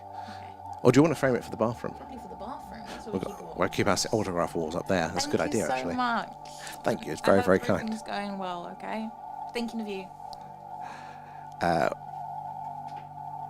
Arlo. Oh, that is cool. I like that name. No, Alan. Arlo, not Alan. Alan's offended. Arlo, yeah. Is Arlo the name of the baby? Yeah. Oh, that's a gorgeous name. Oh, congratulations, guys. Oh, it's very some good news there as well. Where we need to do little Alan baby grows, don't we? That's what we need. Where are we over quickly? Oh, definitely DJ there. Thank you for popping in there and send our love. Let's quickly bounce back over to the tubes. Where do we get to? And what frequencies are you searching to find these signals at? And can you transmit signals there? Reese, brilliant question there. Oh, thank you. So what signals? So sorry, my brain just went dead there. The message coming. Let's bounce back actually to this one because it is just cloudy anyway. So we search on 1.420. Is it 0.05 there? It's the hydrogen line basically, and it's called the hydrogen line because it's the frequency that hydrogen naturally emits a radio signal, and that's the most abundant element in our galaxy, and therefore basically it is a good baseline for radio astronomy for scientists to learn about the universe. And because of that, there'll always be eyes and ears monitoring this frequency, and they think that then that means it's the best place to put a message. It makes the most sense. If you want somebody to hear, or as many people as possible to hear a message out there into deep space, you know, the hello, is anybody else out there, then there's going to be the chance of the most eyes and ears on this frequency, because if it's true for our scientists, it'll be true for theirs as well. They'll know about the hydrogen line too, and it is where over the years we have detected many very interesting signals looking exactly like what we'd expect an alien radio signal to look like, exactly where we would expect to find it on the hydrogen line there. So we mainly just checked this one here, the 1.420. There is other signals of interest related to the phenomena. 1.6 comes to mind as well. The issue we have is that 1.420 is good because it's reserved for listening only. But international treaty, nobody's allowed to transmit on this frequency. So if we do get signals, it immediately filters out like Earth communication, my Wi-Fi router, or something like that. So immediately it helps us in that identification process. Whereas stuff like 1.6, although it's very active for the phenomena, we would need to pair that directly with a visual sighting at the same time, which we're working on as well. But we can't actually transmit ourselves. We're listening only. We're passive in that sense.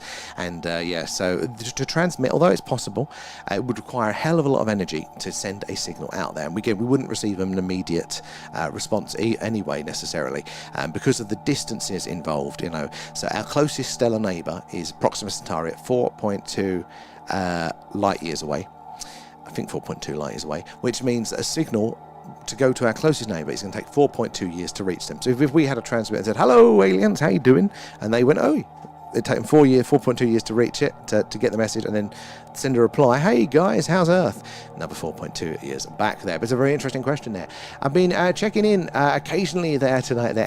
Harry, good to see you there. Not yet tonight there. Off to 7 Forest tomorrow there to look for unicorns. Any tips? You know what? I've not heard much about unicorn lore, but you'd have thought that would be quite, easy there, because that's not a big jump, is it?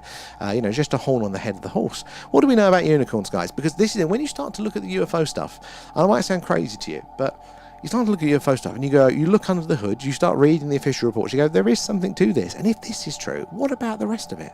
I know UX, you're going to know about the unicorn stuff there. You would have seen it there. Has anyone seen Disclosure Day there, Nate? I haven't. No, wait a minute, I have. Yes, I did. I quite enjoyed it there, more than I thought, but I don't think it will be a seminal one like Close Encounters of the Third Kind. And they like the glitter-covered marshmallows. Oh my god, that takes me back there. Charlie.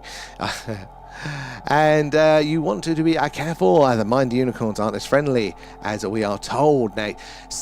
You know what? That could be quite funny, couldn't it? There, because I literally know the pop culture references. Is there anything in like the old folklore? Does it come from those older tales there?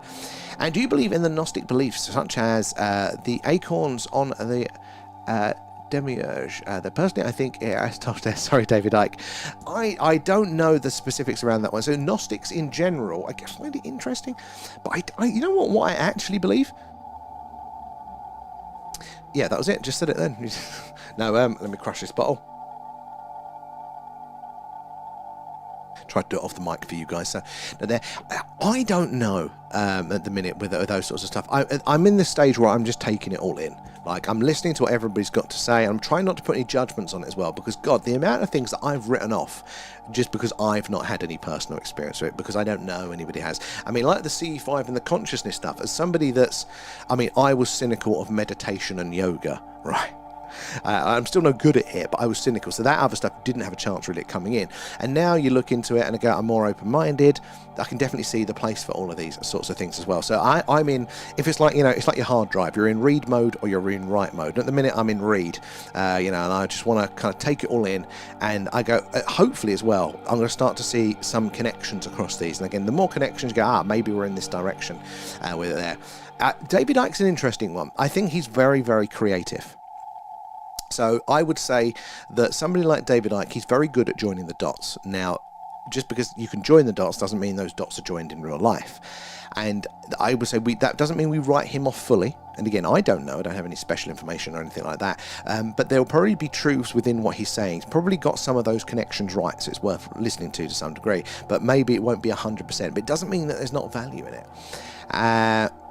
There's aquatic animals with horns there. Why not horses with horns? Exactly. Rhinos have horns, don't they? And stuff like that. So it's not like a far step, is it? There.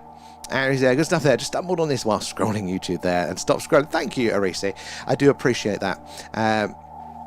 Where in the world are you joining us from? So we normally do our Skywatches, but as I say, it's a bit of a cloudy night tonight. So this is our backup. This is the B-side, the alien radio signal hunt. But honestly, some of those clear nights, we get to see some fantastic things. Should be clear tomorrow night, so make sure you're around for that one.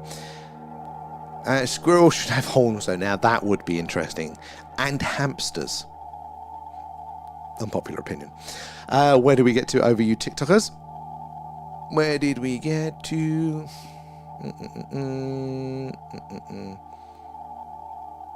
Thank you for keeping your company. Of course, X, thank you for keeping us company. And V, we have unicorns in Scotland. Like unicorn lore? Whereabouts? We might need to add that to our tour there, I understand. And could advanced civilizations communicate via invisible neutrino frequency arrays? So this is very interesting. Look, there's many ways that you can transmit data, right? We obviously think of radio. It's a higher bandwidth data than. Do you remember semaphore back in the day? Napoleonic eras. It's basically like trains, old-fashioned train signals. They were basically if the lever is up, or if the lever is half up, or if this lever's up, and then various combinations of the levers would mean certain messages. Old flags on ships could convey this and stuff. But you can convey data in all sorts of really, really, really weird ways. And some are better because they're more resistant, they're hardier, they survive more weathers and all this sort of stuff. Some you can get more information in it per whatever byte you want to say there. They have certain rates, basically. But yeah, neutrinos, in theory, it could be possible if you can send them and detect them. Now, whether it's an efficient way. It's like quantum tunneling is one, or we've all heard about quantum when they're linked together. What's that called? Quantum entanglement there. So this is interesting, the idea of two particles that no matter the distance apart, they act as if they are one. So if one state changes, the other one state changes instantly. There's no lag, it's as if they're the same. Very weird. We haven't figured out how we can turn that into, it doesn't seem to work. They don't seem to be entangled if we try and control it, so we can't really commit data. But with those entangled particles, you know, you just have to have two states, you know, to represent on or off, and as soon as you've got that, you've got, you know, binary. It's the same thing. Yeah, they haven't figured it out yet, but you can transmit difference. So definitely, I think with that, gravitational waves could be another way of doing it. But it's, what is, you know, what's the advantage? Does that go faster? Does it go further? You know, is it more stable to environmental effects? Where are we down there? And back in the room there, just waiting for the wife to get back to the baby has gone to NICU now. But you got a pick there, oh DJ, oh, as well. That is how is the missus? How was it for her? And DE as well, thank you for the follow. Where are you joining us from there? It's your nation's animal. I thought it was a canned special brew. Oh, shots fired. I didn't know that, actually. I didn't know that. Wales is the dragon, England's the lion, isn't it? What's Northern Ireland? Have they got an animal? Size 13 feet, you know what they say. Oh, I'll give you 10 years worth of myth, legends, cryptids, and paranormal, and so much more information. Or print farm. We'll have to at some point, because I think that there's stuff to it. I think there's going to be information there. Out of your knowledge of all of that sort of stuff there, where are the connections? Where does, you know, that the older versions match with our more modern UFO versions? Where are the link ups there? Where do you go, oh, it seems to me that they're talking about the same sort of things.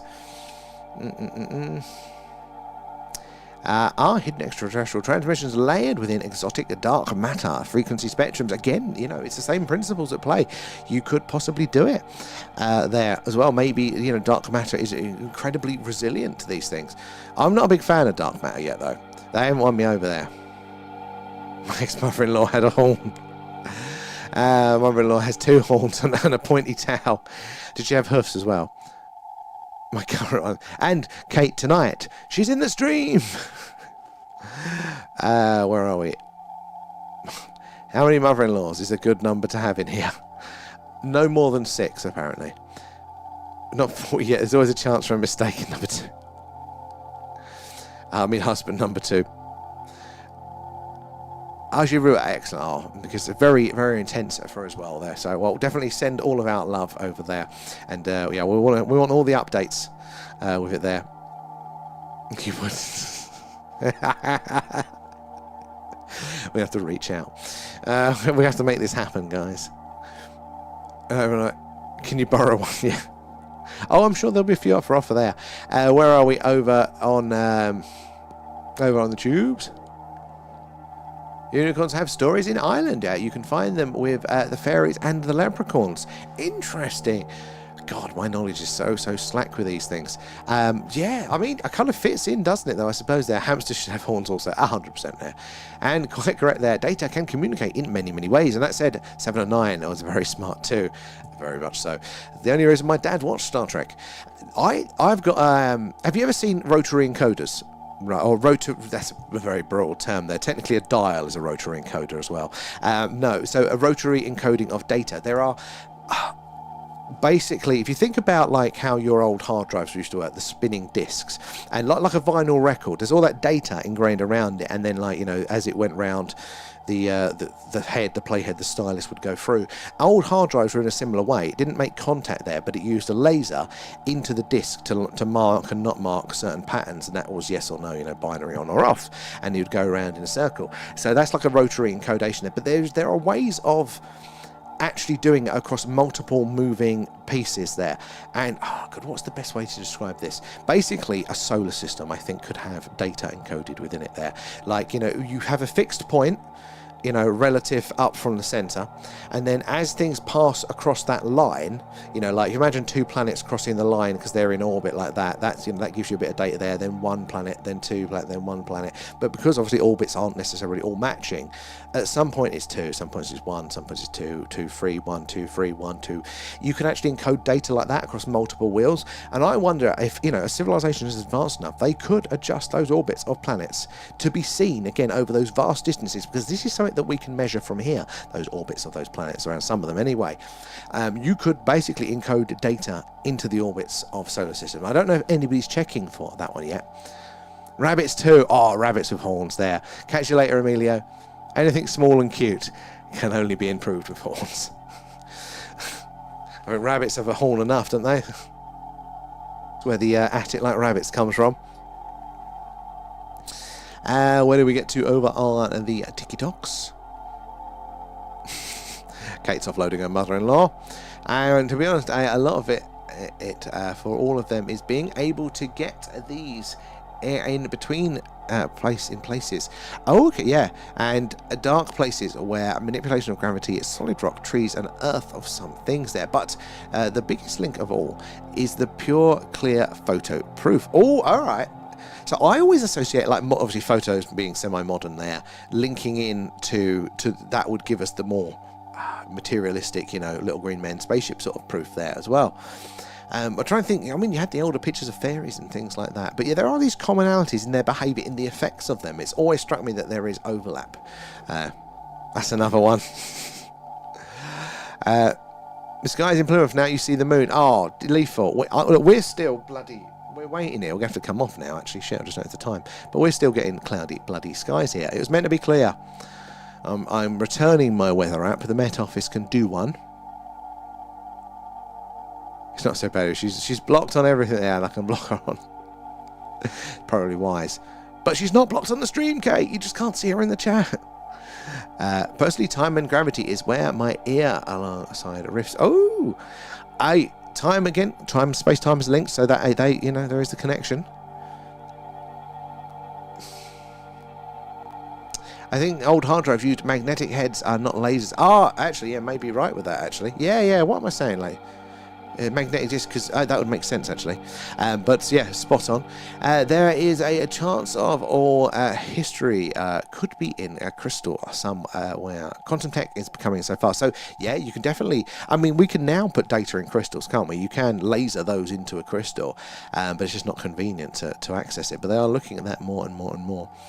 But maybe previous cultures have been able to do that in some sort of way, shape or form. A crystal is just by definition a repeating structure. At an atomic level, but they have, or they've also invented or discovered time crystals. There, get our head around that. There's a devil. Confused. Did we swap dimensions to screen 2 again? Yeah, we did. We've gone adjacent in the dimensions there, X. Right. I've just noticed the time, guys, so I am going to have to come off tonight, but thank you so much for hanging out with us, for sharing your awesome knowledge, for keeping us company. Appreciate you all there. Thank you for all your tapping away, sharing, etc, etc, etc. Helping us build a little community up. Gifters, subbers, members, patrons, merch buyers as well. Again, extra love, helping us improve the stream there. We should be on tomorrow night. It does say very clear skies, so let's hope that one goes to bed. Oh, my iPhone is too hot and it now won't charge. That's how hot this room is tonight there. Took me a bit off guard there. Oh, she loved it. She loved it, DJ there. Thank you. And so good. You know, it's awesome. Awesome. Congratulations for you both there as well. Catch you all, tomorrow night, guys. Thanks so much. Make sure you follow and subscribe to get the notification when we go live. But yeah, thanks again, guys. Bye-bye.